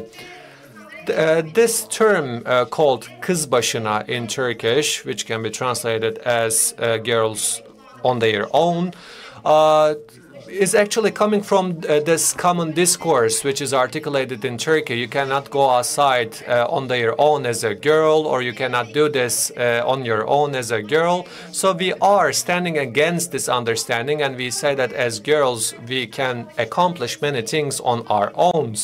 So it is really meaningful for me to deliver this speech here, because organizing ourselves as girls are based on the digital infrastructure. Instagram and any other social media platforms make us much more visible. That's what we aim, at least. There is one thing that I would like to underline right here, which is also mentioned by Selin as well. The advantages of the digital platform is a specific field which we cannot overlook. But on the basis of cyber violence, there are many bottlenecks that the girls are facing with, and we should, fight against them if we are speaking about a real emancipation and empowerment. Well, there is a totally different side of this issue which I would like to touch upon. After all, we are going through a digital transformation, and as everything moves into digital, unfortunately, the hate discourse is taking place in a digital platform, and there is one thing that we should really be careful about here. None of us see the full picture of this violence. I'm sure many of us are unaware of it, but we are living under a filtered balloon inside of the social media. What do I mean by saying filter a balloon? Because at the end of the day, we think in a similar fashion, and we actually stand with the groups with whom we think in the same manner. Because the social media algorithms force us to be inside of that group, because at the end of the day, and due to this, we don't see the full picture about the cyber violence. Let me give you an example. Frances Hogan, one of the ex-Facebook workers, made a sensational announcement, and he stated that Facebook leads to depression, and at the same time, deliberately, certain contents are shown to young girls so that they will be addicted to the platform. This is the algorithm that the Facebook follows, he said. As our lives are managed with algorithms, the social media do not have the aim of leading us to something good, something beautiful, and it has a totally different aim. And it is obvious that it is not keeping us apart from the places which might be subject to violence. As a result, the regulators and the lawmakers should be able to manage this, because we are not subject to same incidents with a 15-year-old girl, because we are not subject to the same violence as they are facing with. So, I mean, the violence that they are facing with is totally different from what I am subject to, because the gender-based violence affects us differently. So we should question this, how much we are able to hear the voices of our girls, how much we are aware of it so that we can find a solution. Well, I can briefly summarize this question. We made a survey, and 25,000 people participated in our survey, and 10% of them were comprised of the girls below the age of 18. And if I remember correctly, 55% of them have been subject to an insecure relationship, and 35% of them have been subject to violence. So, the questions were about the violence through SMS, texting, and etc. And we brainstormed how we can solve this problem, and we should really admit this important fact. We try to make ourselves survive in the social media because we are activists after all. This is really important, but it doesn't matter how much advices we give. With 200 words, you cannot become an activist. That's why we are in need of a full-fledged communication strategy in which the NGOs and also the state bodies should participate, because we should never forget that digital transformation is just a brand new platform. But what we are fighting for is the same. That's why we are in need of very comprehensive policies, and we should be active in all those fields. So, by taking all those into consideration, as girls on our own, we are trying to support our girls and youngsters, and sometimes we organize young academies so that we can show how the girls can safely and securely survive in the activist world. And we also think that this is not enough. Under the auspices of the Ankara Metropolitan Municipality, we connect all those NGOs together, and we are leading a project for solidarity, because under the scope of the same project, we are also carrying out the media communication strategies, because this new type of activism can be managed as long as we are existed in the digital media. If I have to sum it up, if we solve all those aforesaid problems, and if we reach to this level of awareness, then a secure, safe, and independent digital media will be created for our girls. In an independent digital world, the girls will learn how to become free, emancipated. So we don't want depressed, anxious girls. We want girls who know about their fundamental rights, who produce, and who will advocate for all the women. So we have huge responsibilities on that regard, but I'm certain that we will do whatever it takes. Thank you. Very impressive indeed. If we had time, we would have so interesting questions come out of this discussion. But Yana, Selin, İlayda, thank you so much. All three of you have conveyed messages and shared facts that take us to the following conclusion, that lawmakers, managers, administrators, well, private companies too, they all matter, but what will control all of it is the civil society. So we need to raise awareness there. Thank you so much. What you're playing as a role is so key in all different fields. Cordial thanks. We hope that we will speak about your projects in the future too, and we will hear your names again and again. And Sonia, thank you so much once again for being with us. Cordial thanks, Sonia. Enjoy your evening. Dear Shirin Faison and guests, thank you so much. As we say goodbye to them, valuable guests and participants, we will now watch our videos from you.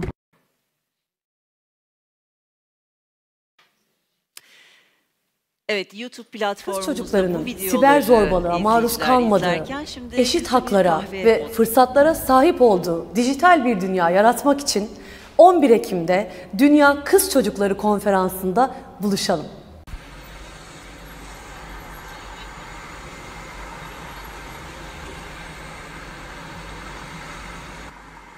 Kızım, cerrahlık zor bir meslek. Yarın çoluk çocuk olduğu zaman yapamazsın. Doktorlukta kal bence. Savcı olup da gecenin bir vakti elin hırsızla sen mi uğraşacaksın kadın başında?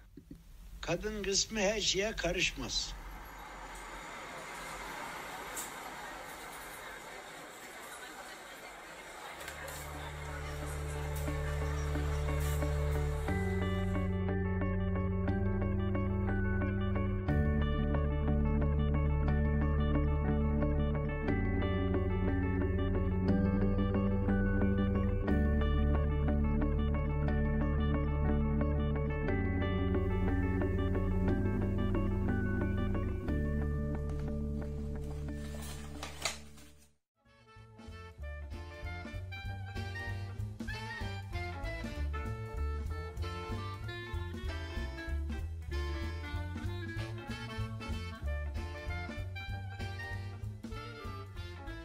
Kadın karar alınan her yere aittir. Oradaki istisna değil. Yapabileceklerimizin limiti yok.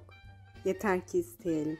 Birlikte güçlüyüz, asla yalnız yürümeyeceksin. Sesimiz var, onu kullanalım. Söz alalım, cevabımızı haykıralım ve duyulmamızı sağlayalım.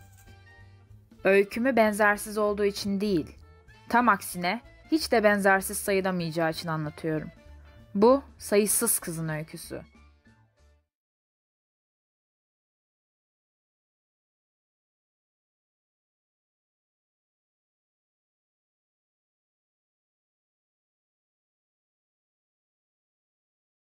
Merhaba, ben Şahıs. Onlar Çocuk Gelindiği şarkısının yazarı.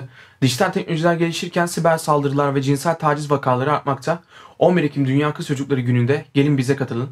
Kız çocukları ve kadınların yaşadığı dijital ortamlardaki saldırılara karşı birlikte çözüm bulalım.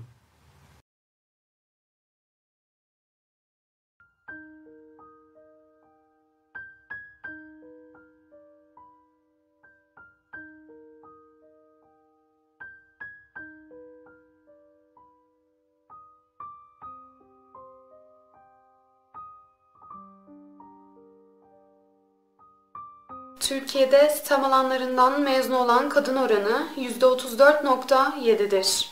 Kadınların %55'i teknoloji sektöründen uzak durma sebeplerinden birinin toplumsal önyargılar olduğunu belirtiyor. Kadın istihdamının sadece %7'sini bilişim teknolojileri oluşturuyor.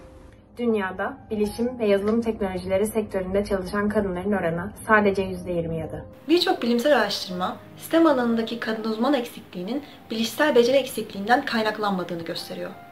Türkiye'de her yıl üniversitelerden mezun olan 5000 mühendisin sadece %15'ini genç kızlar oluşturuyor.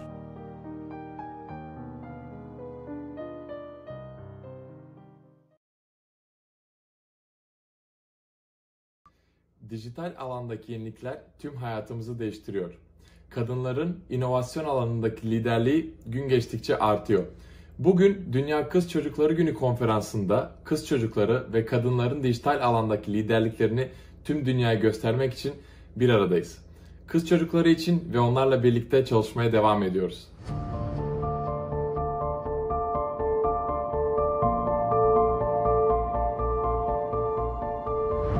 Günümüz medyasında kadınlar her gün nefret içerikli yorumlara maruz kalıyor. Bu nefret içerikleri nasıl giyinmeyi tercih ettikleri, hangi sporu yaptıkları ve bunun gibi birçok kişisel konu hakkında olabiliyor. Bu konuda bizlere düşen görev ise nefret içerikli yorumlara karşı sessiz kalmamak ve bu siber şiddet hakkında farkındalık yaratmak. Elimizden geldiğince paylaşmayı ihmal etmemeliyiz. Hep beraber daha güçlü olacağız. Toplumsal cinsiyete dayalı siber şiddetle tek başına mücadele etmek zorunda değilsin. Haklarını koruyan sözleşmeler var. Toplumsal cinsiyet eşitliğinin sağlanması için temel algılarımızı ve önyargılarımızı yıkalım, tabuları ortadan kaldıralım. Kız çocuğu hayallerinin peşinden koşabilir, spor yapabilir, özgürce dans edebilir ve kahkaha atabilir. Korkma çocuk, sen de şarkını özgürce söyle. Toplumsal cinsiyet eşitliğini sağlayıp siber şiddete dur demek istiyorsan önce dilini değiştir. Unutma, dil değişirse toplum değişir. Eşitlik dilde başlar. Gelin kız çocuklarının dijital ortamda daha aktif rol almaları için birlikte çalışalım. Warmest greetings. Join us on October 11th on the International Day of Girl Child. On this important day, we need everyone's support to show that girls are the new generation digital leaders of the society in which they live, who can implement solutions that they create and demand their rights. Toplumsal cinsiyet eşitliği ile ilgili toplumsal gelişmeler son 10 yılda damgasını vurmuş olsa da kalıplaşmış sosyal normlar kız çocukları ve kadınlar için hala büyük tehdit oluşturmakta. Dijital bir dünyada eşit haklara sahip kız ve erkek çocuklarını desteklemek ve kalıplaşmış normların yarattığı direnci kırmak için 11 Ekim'de bize katılın. Tehnologija i inovacije danas mijenjaju svijet brže nego prije, a mlade i sposobni ljudi nikad nam nisu bili potrebni. Brisanje one stare ideje u kojoj postoje muška i ženska zanimanja ne bi samo stvorilo zdravije i funkcionalnije društvo, nego bi pomoglo svijetu da krene ka svome napretku s novom ženskom snagom stvaranja bolje budućnosti. Ćao, ja sam Ana i jako mi je drago što ću učestvovati u ovome. Učenica sam 3. gimnazije u Sarajevu i idem na IT smjer. U mom razredu je nažalost samo 5 djevojaka koji su odlučili razbiti sve stereotipe i predrasude da je ovaj smjer samo za dječake. Smatram da je IT svijet mašte i da se svaka djevojka tu može pronaći i svu svoju maštu prenijeti u razne programe. Također smatram da svaka djevojka može igrati gamerske igrice, praviti robote, eksperimentisati i naravno programirati.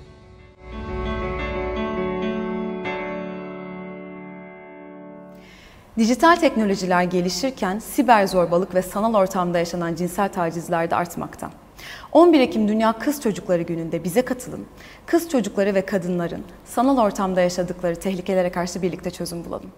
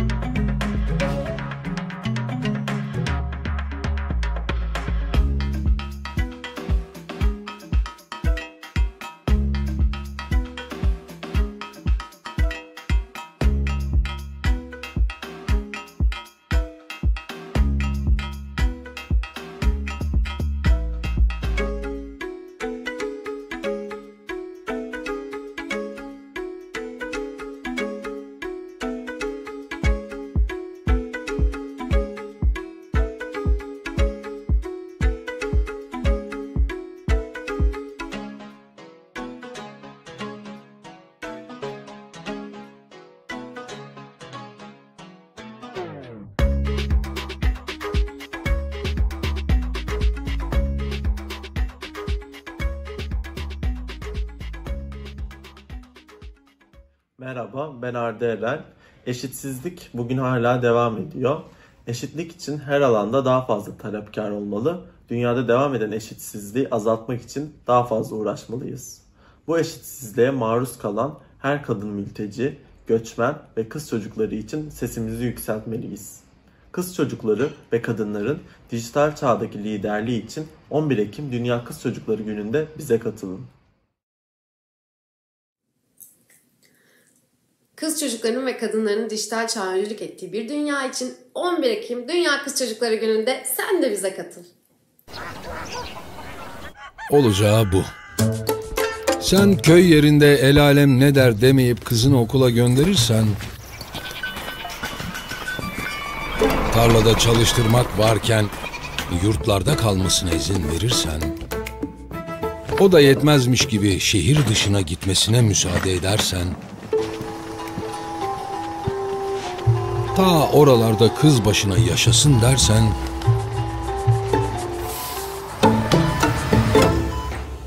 olacağı bu. Önlerinde durmazsanız onların olacağı, Türkiye'nin geleceği. Aydın Doğan Vakfı olarak her yıl binlerce kızımızın eğitimini destekliyoruz. Güçlü kızlar, güçlü yarınlar. 11 Ekim Dünya Kız Çocukları Günü'nde gelin siz de bize katılın. Kız çocuklarının ve kadınların dijital dünyada maruz kaldığı şiddete birlikte dur diyelim.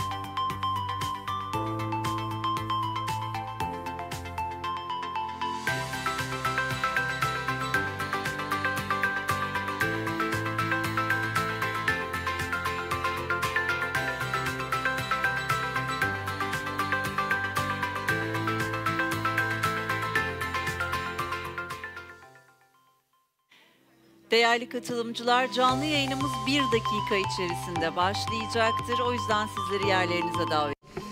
Our meeting will start in a minute, so I'd like to invite you to your seats, please.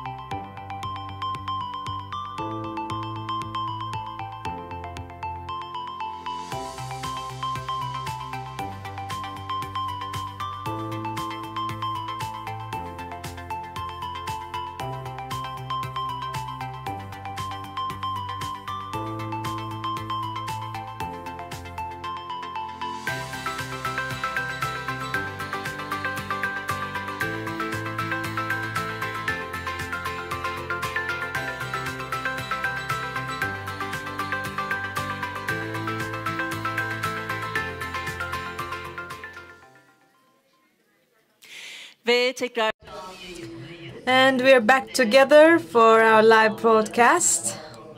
Valuable participants, I'd like to once again say hello to everyone who's watching us on YouTube.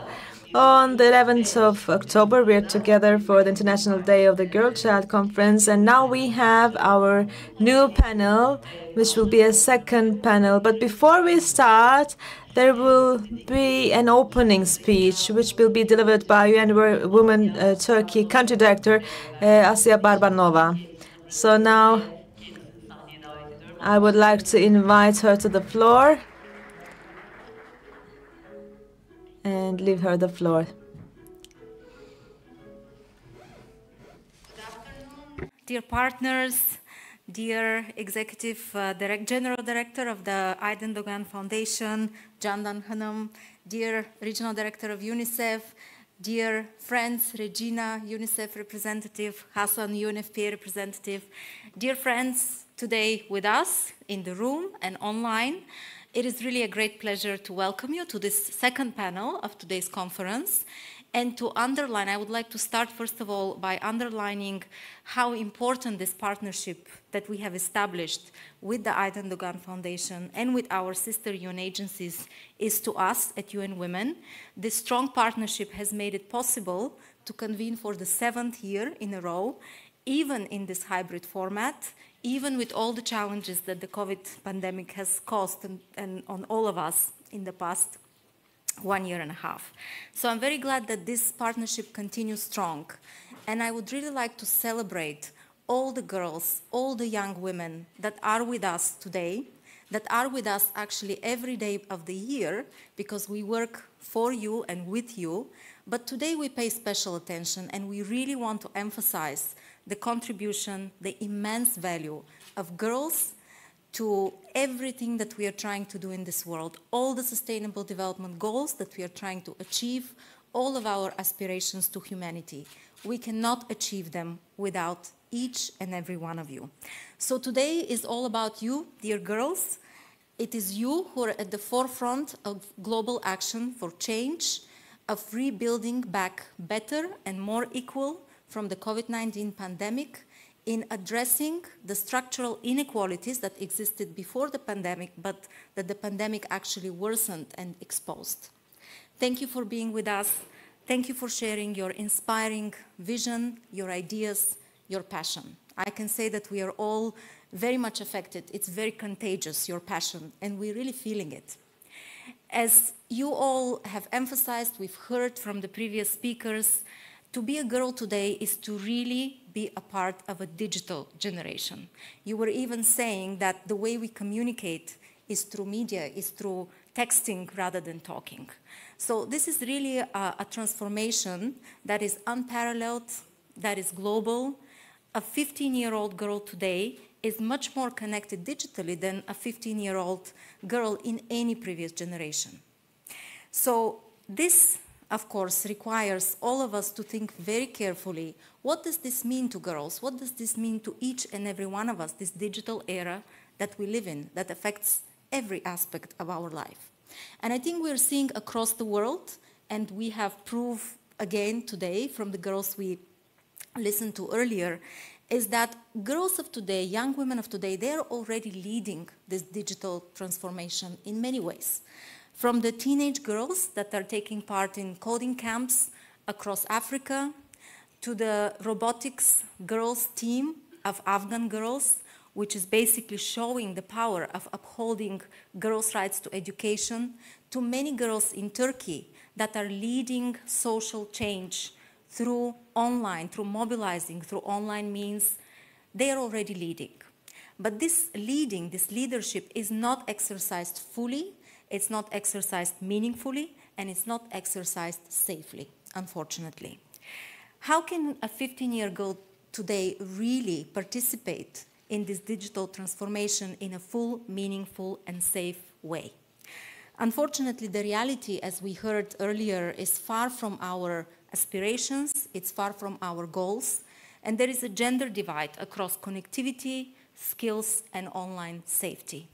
We heard many statistics how girls are less connected to the internet compared to boys, women compared to men, how when they do connect, when they do use online media, they are suffering from violence, from cyber violence, from cyber harassment, and how, in fact, for girls who are from particular disadvantaged groups, those who are in particular situations, these aspects are even worse. So, to be able to ensure that every girl has the right to be connected, to play her part in shaping a more equal, a more green, a more tech-driven future, we all need to play our part. We all need to do something differently. Because if they do not have full use, full control over, full access to technology, girls will be simply left behind. And none of us wants to allow this to happen. Not only do digital inclusion and literacy open new avenues for girls learning and earning, technology, as we heard, is also a crucial enabler for the change that many girls want to see around the world, for addressing some of these urgent challenges of today, from gender inequality to climate change to social injustices. Technology can be an enabler, and we need to play our part to make sure the girls can use it safely and fully. Despite the various challenges they're facing, girls are already mobilizing across sectors, across countries and regions to make this change happen, to fight for equality and justice. They're calling for their needs, for their priorities, to be incorporated into policies that can transform our economies and our societies. They're impatient, they're bold, they're leaders, and we must listen to them. The wide diversity of girls' voices was instrumental in shaping the Global Acceleration Plan for Gender Equality, which was part of the Generation Equality Forum, which was completed earlier this year in March and then June in Mexico and in Paris. Adolescent girls worked alongside civil society leaders, governments, corporations, and change makers from around the world on an ambitious 5-year plan, Acceleration Plan for Gender Equality, which will be implemented in the next 5 years under 6 action coalitions. And I know that some of you in the room and online were involved in this process, and you were really instrumental in all of these 6 action coalitions, especially in one of them, and this is the Action Coalition on Technology and Innovation for Gender Equality. And I really believe that the continued engagement of girls, of young women, will be instrumental to the success of this Action Coalition. Dear friends, I'm fully convinced that unless we can harness all the talent, all the energy, all the commitment of young women and girls of today, we will not be able to solve the complex challenges that we have to deal with, that humanity has to face. We will not be able to achieve the Sustainable Development Goals. UN Women will continue working hand in hand with all of our partners to put girls at the heart of the digital revolution.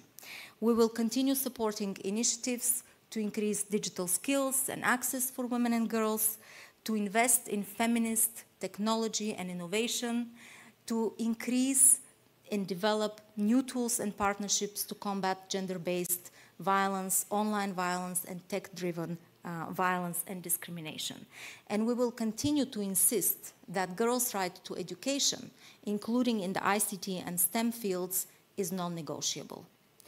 I salute all the speakers at today's conference. I very much look forward to the panel, and we're here to continue working closely with you and supporting you in every way that we can. Thank you very much. Çok teşekkürler. Thank you. Sayın Varnavo'ya çok teşekkür ediyoruz bu. Thank you very much, Ms. Marnavoru, for this speech. Now we continue with our panel. Digital field for improvement in gender equality will be the subject of this panel. We have Ayşe Deniz Bilge Tolunay from Germany, Kenya, from Kyrgyzstan, Ms. Alnura will be with us, contributing to this panel, and the moderator of this panel will be Afşin Yurdakul. So with your applause, I'd like to invite them to this panel.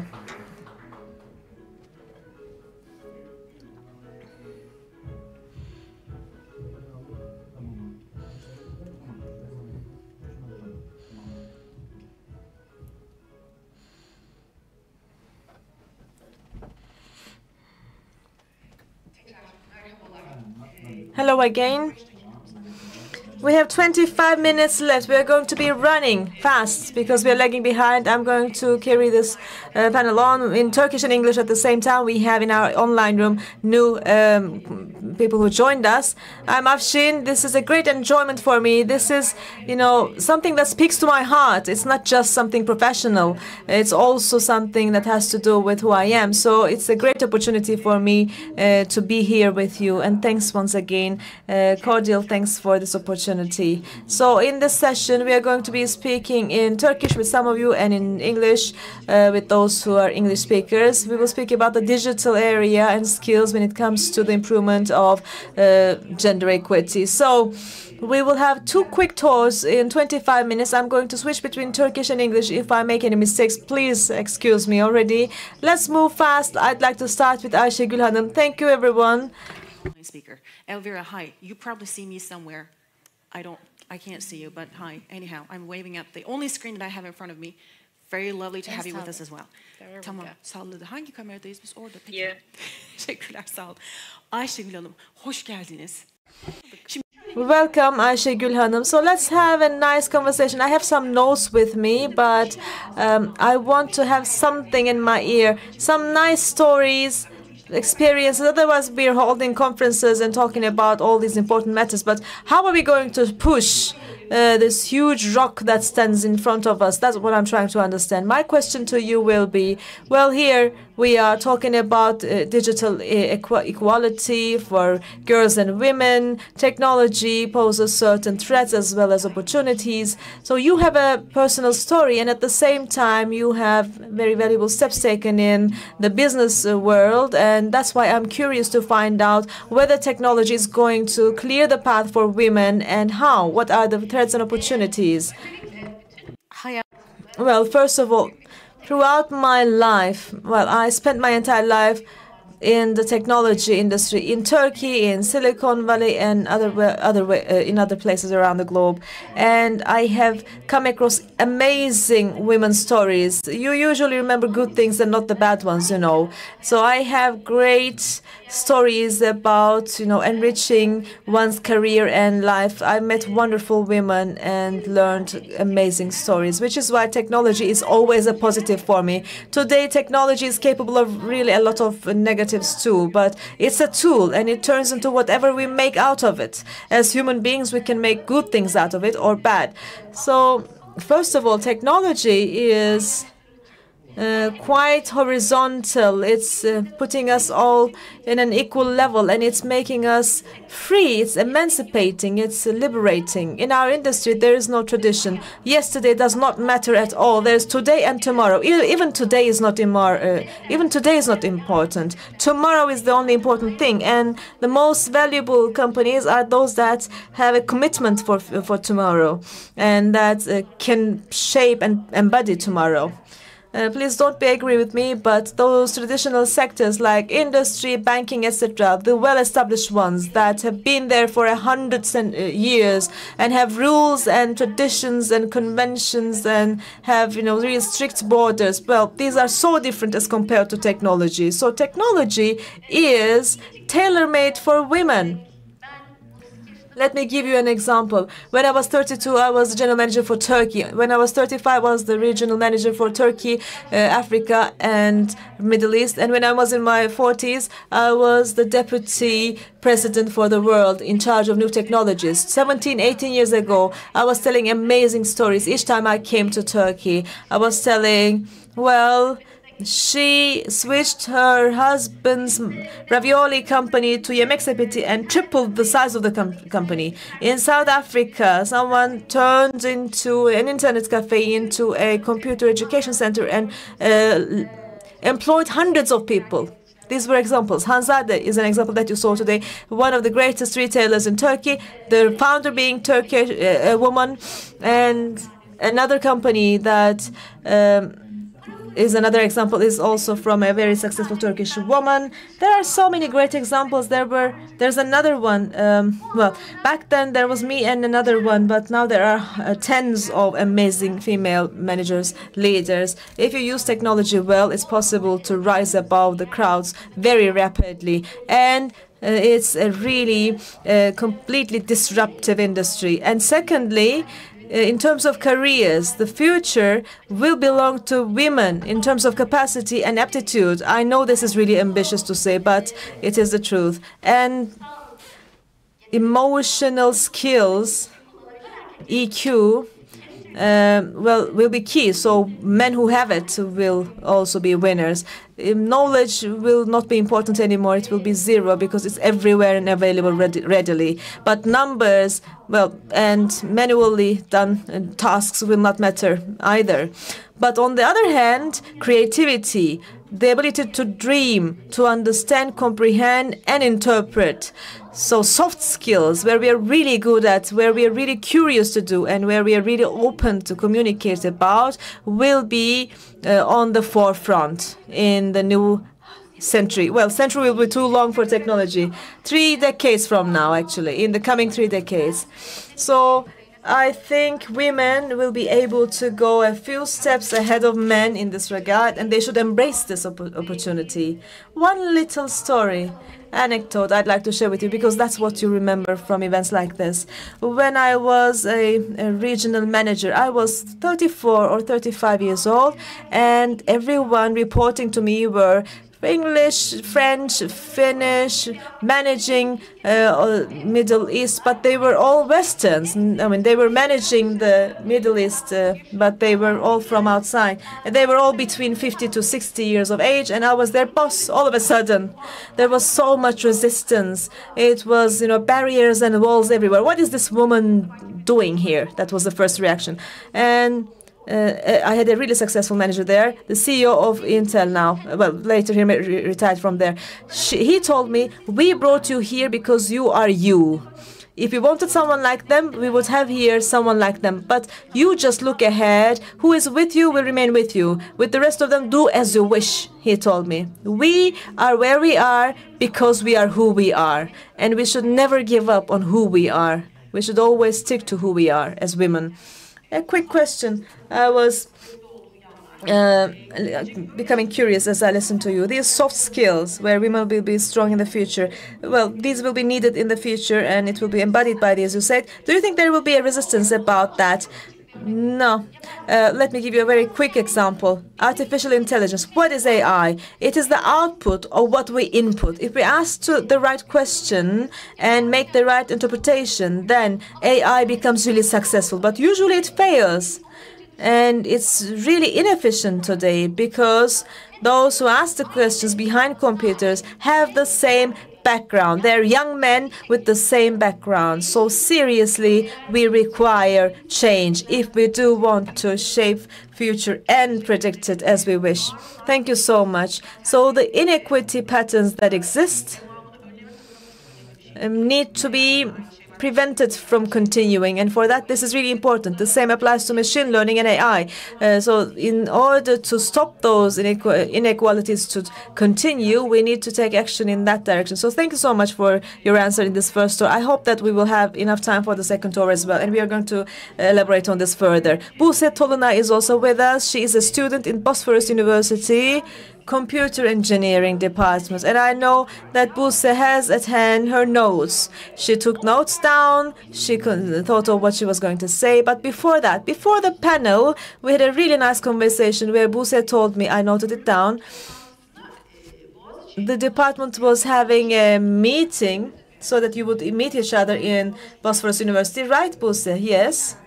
So, Computer Engineering Department. You went to the meeting. Apart for Buse and the teacher, everyone else were male. Yes, 30 of them were all male.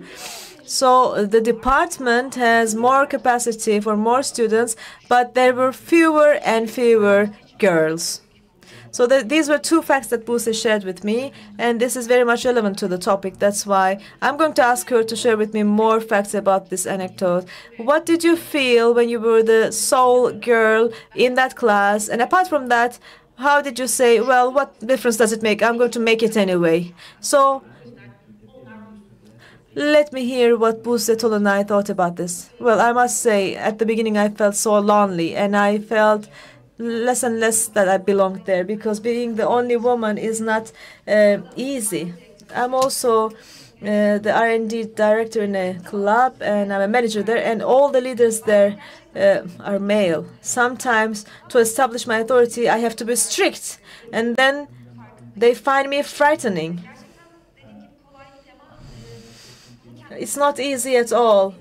But when we believe in ourselves, I believe we can sort this out. Biologically, women are not lacking anything. We have no physical lacks. It's just the perception of the society that causes this, guidance.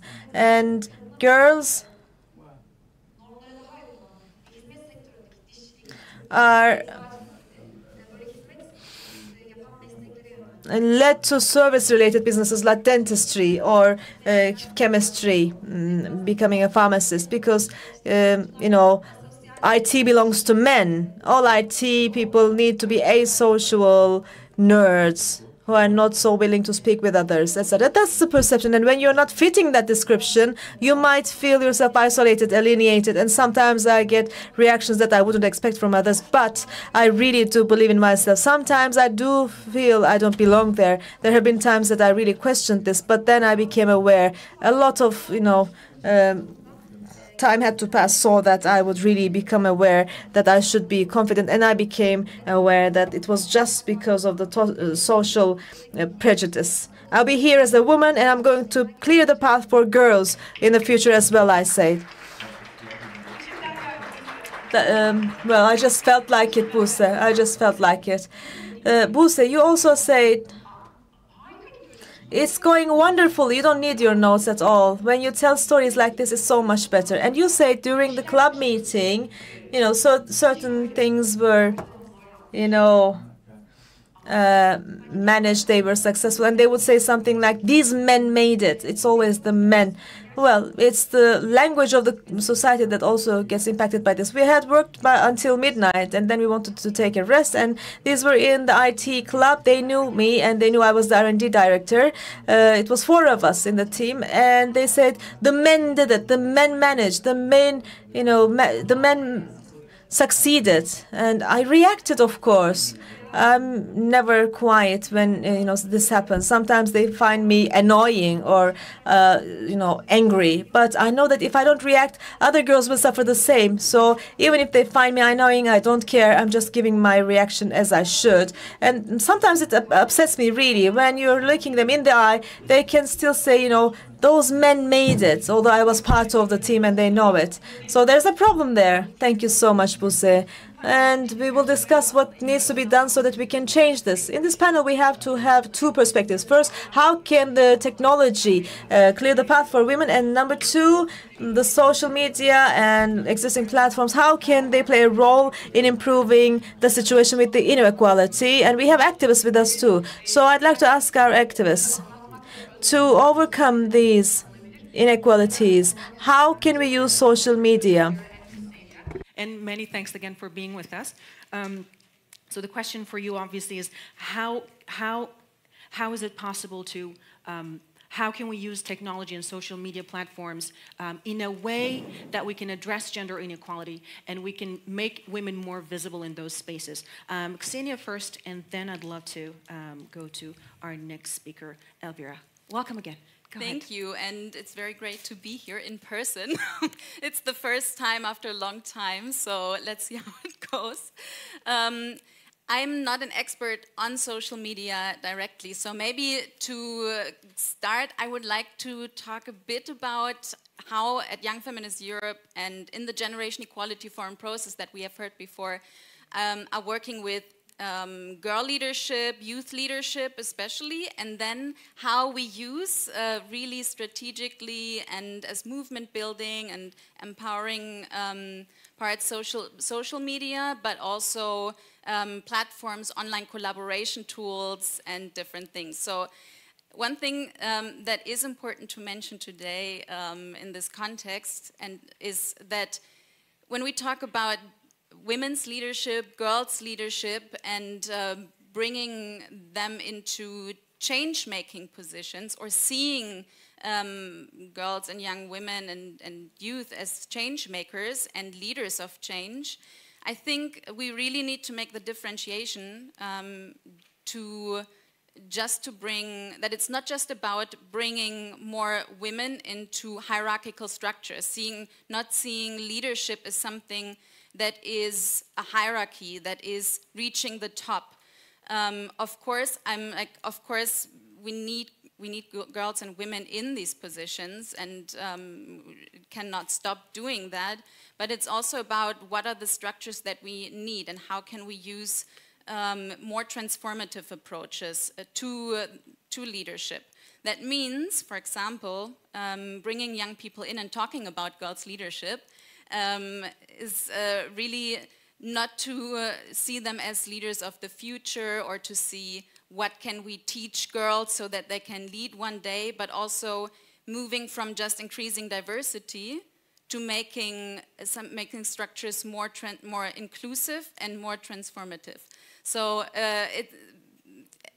that means we need to change some of the structures. That means we need to change practices. And I really liked what we heard today, that I think from the UN Women speaker before, it's about like we're impatient. And in the Generation Equality Forum, YFE is also co-leader of UNICEF on the Action Coalition on Feminist Movements and Leadership, and we coordinated a lot of processes there, a lot of co-coordination of the youth engagement.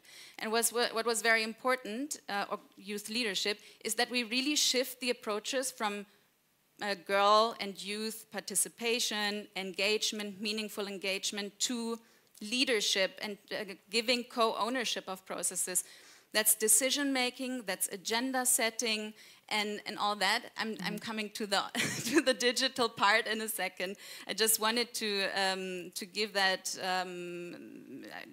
that context a bit as well, because it's really, there's a lot of knowledge and power and expertise there, especially on digital things. I think when we talk about skills on digital spaces, maybe the next generation, or the older generation can learn a lot as well. And it's sometimes about being in the space and sitting with being uncomfortable, or sometimes needing for change to make others feel uncomfortable. And what we do, so one important approach, and you mentioned that before, and we heard it also from, I think, Jana before, is this thing about youth-led spaces, creating youth-led spaces. And using digital tools to connect, to really having the safe space to speak about the experience of powerlessness and changing that. It's really important to create that. And we use online platforms, other social media platforms as well. And it's also, I mean, of course there is a lot of negative aspects on digital things, and it creates divides, and it creates accessibility issues. So like that's a part, but I want to focus also on like the power of it and what we can do with it, and what we have really achieved through using online platforms and meeting in youth-led spaces is feeling much more empowered to speak up, feeling less lonely in spaces. And it's not just about men in the room, but for youth, who we experience a lot of exclusion. We have not a lot of access to shape spaces, to make to be part of decision making in agenda setting. So it's also important to have spaces where youth speaks. So I feel much more empowered to speak about these things now after having already a youth panel here before and hearing from others. And maybe just to add one more thing. Yes, just one more point, and then I'll move to Elvira. Is that we should ask more like, what can we learn? How can we put these young people, girls, already in leadership? What can we learn from them? And I think Jana's example from before around mental health, it's not that our generation has more mental health issues, it's we are bringing it to light and we are addressing it. We are more emotionally intelligent, we address trauma, generational trauma, collective trauma, all that. And I think that's where a lot of empowerment and change happens. But yeah, sorry. Thank you, Ksenia. No, sorry. This was wonderful, and thank you for all the inspiring and thought-provoking comments you shared with us. Elvira, can you hear me? Yes. Can you hear me? Yes, I can. Go ahead. We are impatient to hear from you. Go ahead. İyi akşamlar. Diğer muhteşem konuşmacılarla aynı panelde olmak. Good evening. I'm so happy to be together with all the participants. So it's wonderful. I really wish to share the same atmosphere together with you, but unfortunately I have to be staying online. Share a story of a girl who lives in a remote village at the border between Kyrgyzstan and Uzbekistan. I met her about 2 years ago, and she was 15. She wanted to become a social worker and help families in need, just like hers. She, together with her siblings, sometimes would skip school to help her family in the field. And then 2 years ago, she left her village to go to a big city for the first time. She attended our media literacy and activism training, got very inspired, and convinced her father to buy her a smartphone. Her father took a loan, and despite that it was out of their family budget, he purchased her a smartphone. Now she's 18, and she's working as a social media manager for several organizations in southern Kyrgyzstan. Together with her friends, she just launched an online social media course and earned more than anybody else in her family. Her name is Guliza. I talked to Guliza last night. She sent me a series of videos she edited and updated me about what was going on in her life. As always, she was energetic, full of ideas, and eager to learn more. Guliza hasn't figured out what she wants to, whether or not she wants to go to college, because her family cannot afford higher education. But Guliza for us is a success case in our project terms. But in today's world, digital technologies are instrumental in breaking the barriers that many girls like Guliza and women can actually overcome these barriers. And throughout my 10 years of youth activism, I met hundreds of girls and boys from cities and villages in Central Asia who, just like her, needed guidance and means to challenge the social norms and expectations, to create youth-led safe spaces, to talk about our needs as we just talked about it. But these stories make me proud, but at the same time, I also understand the environment that we live in is very dim. As of 2021, women make up roughly 50% of the total population of Kyrgyzstan. And out of 6 million people, 2.5 million are children under 18. And girls make up 41% of all children in my country. And more than 6 to 7%, they live in rural areas. But unfortunately, the rising level of poverty among women, a widening urban and rural divide, deterioration in women's access to public services such as formal and informal education, and resurgence of patriarchal and traditional values have resulted in growing rates and new manifestations of violence against women.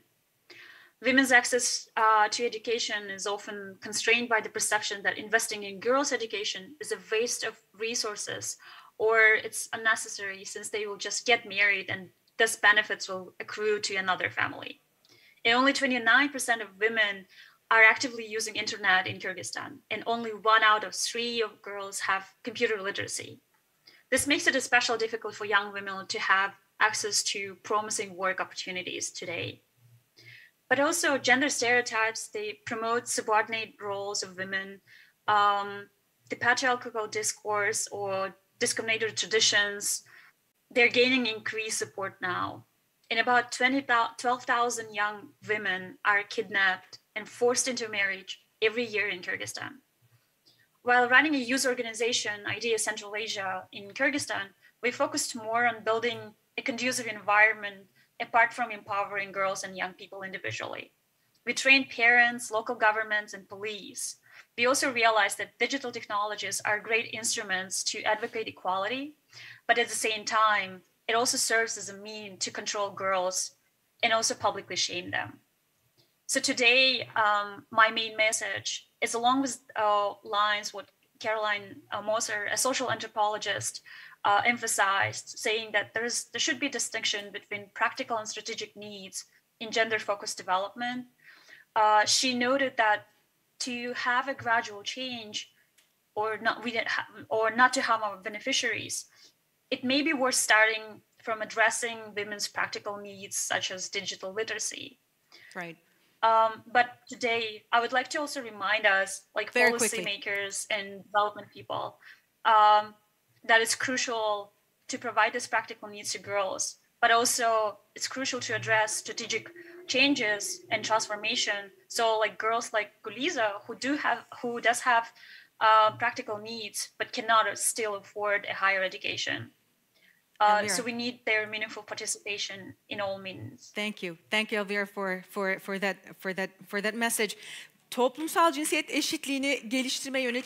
Well, developing the digital competencies for the gender equality, I know that we don't have any time, but I would like to ask to each one of our participants, what are your recommendations in order to realize this target? Buse.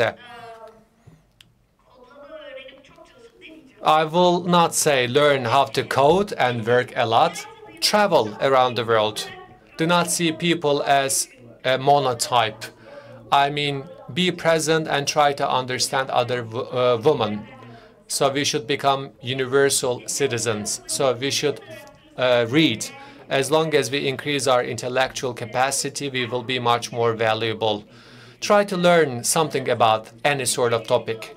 Create. One of my friends told me, we are going down on a slippery road, so we are in need of women leadership because the women can solve the crisis very easily. Set up good teams and employ people better than you and create products which will solve the problems. And talk. The more you talk, the more power you have. We don't talk much. Well, we talk a lot, but we should talk much more when the men are present. Thank you. Buse, your recommendation to families in the field of STEM for the girls' parents. Well, they should treat boys and girls equally because the biggest reason why the girls are not present in this technological field is due to the fact that they are getting to know the technology much later, because girls are, doing the homeworks, but the boys are trying to hack the system and learn English. So this is why the mobile phones are owned more by men with comparison to women. So that's why the parents play a very important role. Girls should get to know with the technology in the earlier ages. First, they should be able to use those platforms, and then they should learn how to write software. But if a girl cannot use Word or Excel, they cannot code, of course. That's why they should be trained at first, and then they can involve in creating new softwares. And at the same time, the presence and the visibility of the women in the field of STEMs are very low. Unfortunately, in many series, the women are presented as housewives. That's why we should increase their visibility. Thank you. Teşekkür ediyorum. Ksenia, 1 minute last remarks, and then Elvira, 1 minute last remarks, please. And then we'd like to say goodbye. Okay, 1 minute. Definitely an important recommendation is to maybe create co-mentorship programs, really thinking about how to put girls and young people into leadership position, letting them lead, and not just taking a look at society, but starting with ourselves, reflecting on the power that we hold, not just seeing inequalities as systems of also like power imbalances. So what is the power that you hold as an older person, and how can you reduce that hierarchy?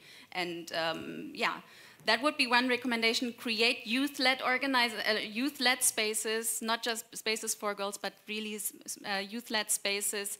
And one word I want to drop is like intersectionality, intersectional approaches. I'm sure most of the young people in the room know what they do, because that's what we've been pushing for a lot with a lot of youth from around the globe, intersectional approaches to all of that. So those are the recommendations. Thank you. Much appreciated. Elvira, back to you. Elvira? Yeah, my last remark would be along the lines that saying that transformation requires engagement, both girls and boys, young and old. And also, we also have to make sure that the environment that we're creating, the digital world, also is safe for girls too. Thank you. Thank you, Elvira. And thank you, everybody else in this room and joining us online. Çok teşekkürler. We'll leave it here. Sağ olunuz. İyi akşamlar. Thank you very much to everyone. Avşin Yurdakul, we would like to thank her guests with a big round of applause. We would like to thank them once again. So we are approaching to the end of our conference, and we will hear the last messages from this conference. In order to empower the girls in the digital environment, the international community and the business world will be called upon, and I will invite two youngsters, Zeynep Betül Demirses and Dominic Ogrena, to the stage, please. They will be together with us, and this call will be delivered both in Turkish and English. The floor is yours. Hepinize merhaba. Bu birazcık daha uzayabiliyor mu? Hello to everyone.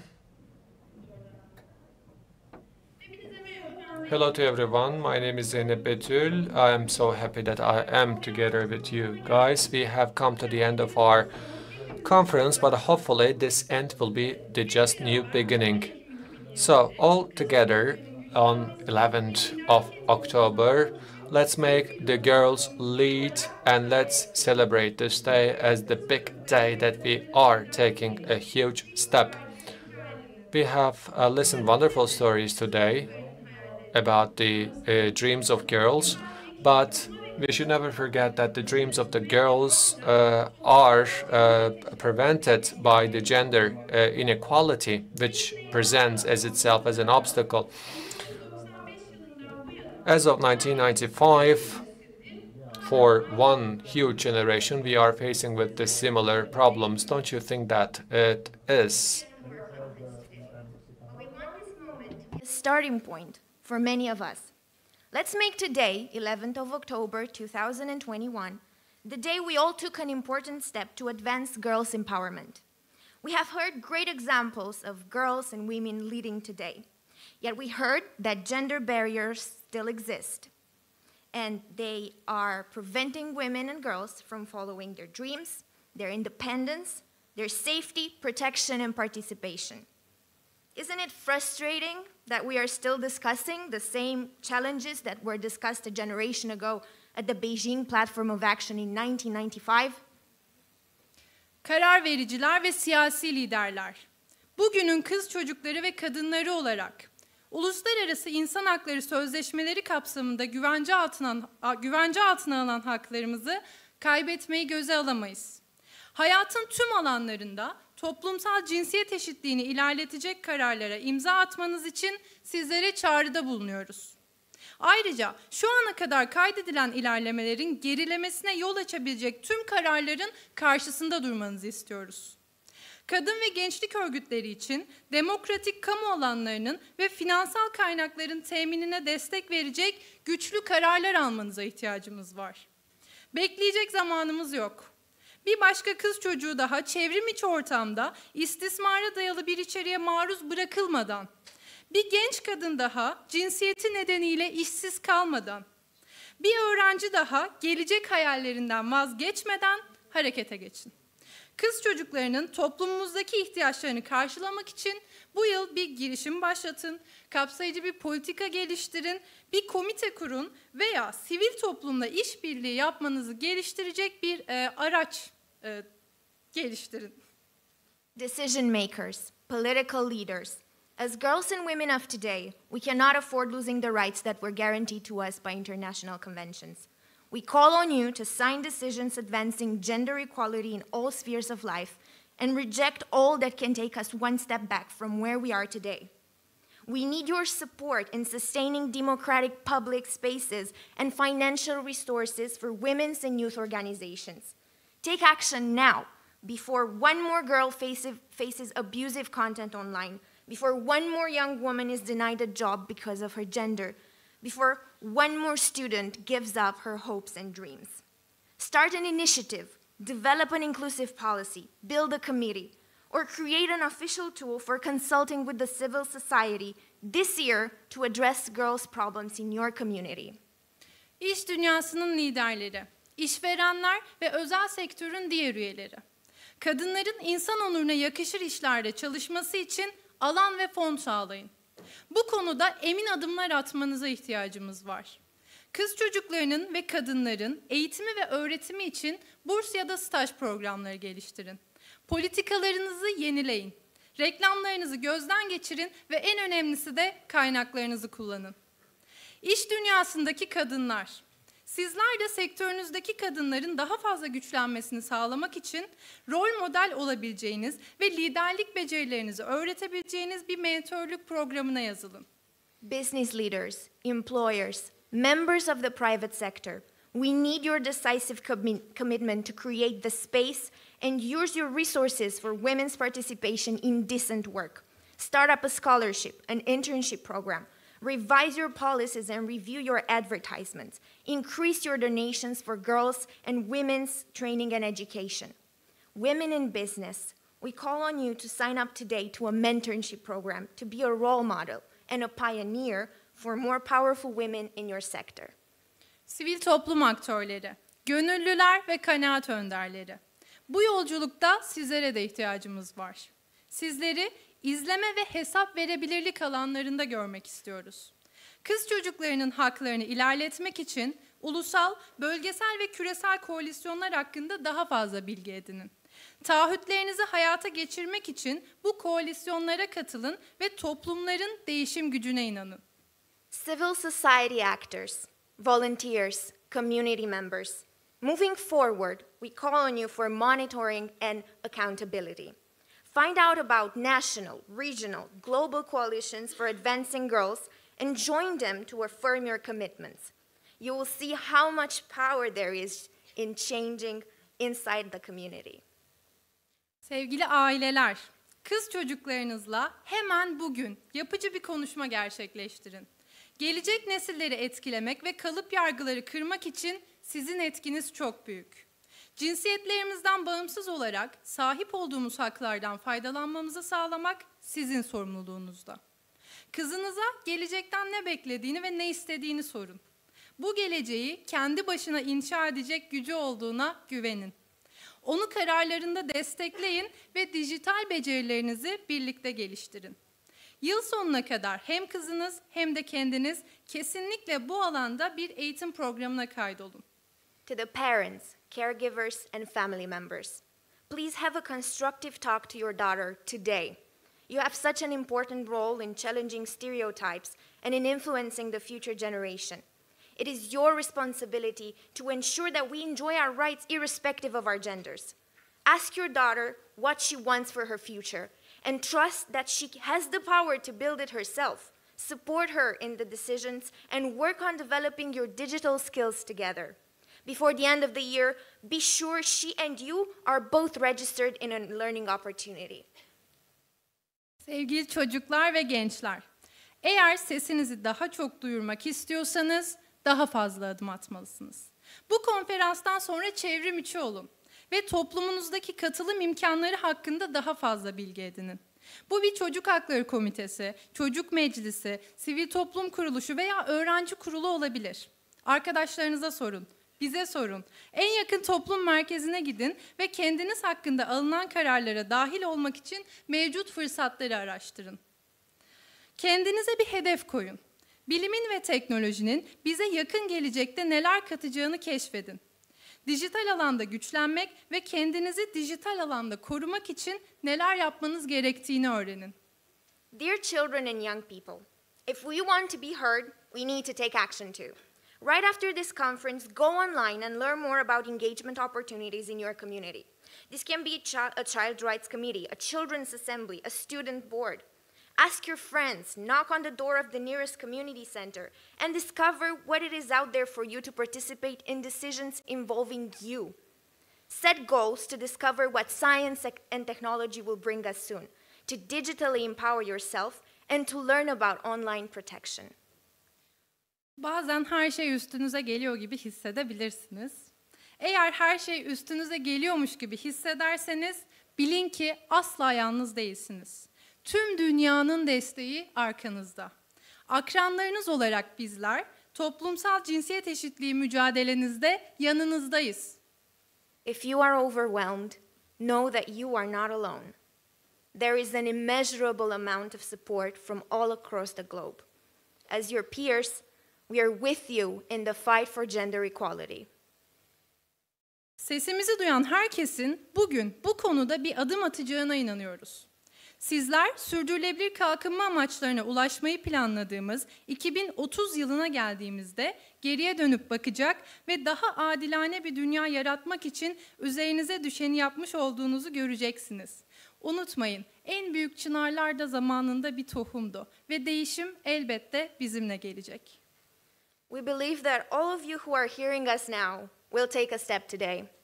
And in 2030, the year that the world aimed to reach sustainable development goals, you will look back and see that you have done your part in creating a more just world. The time is now. Zamanı geldi. Muhteşemler. It was lovely.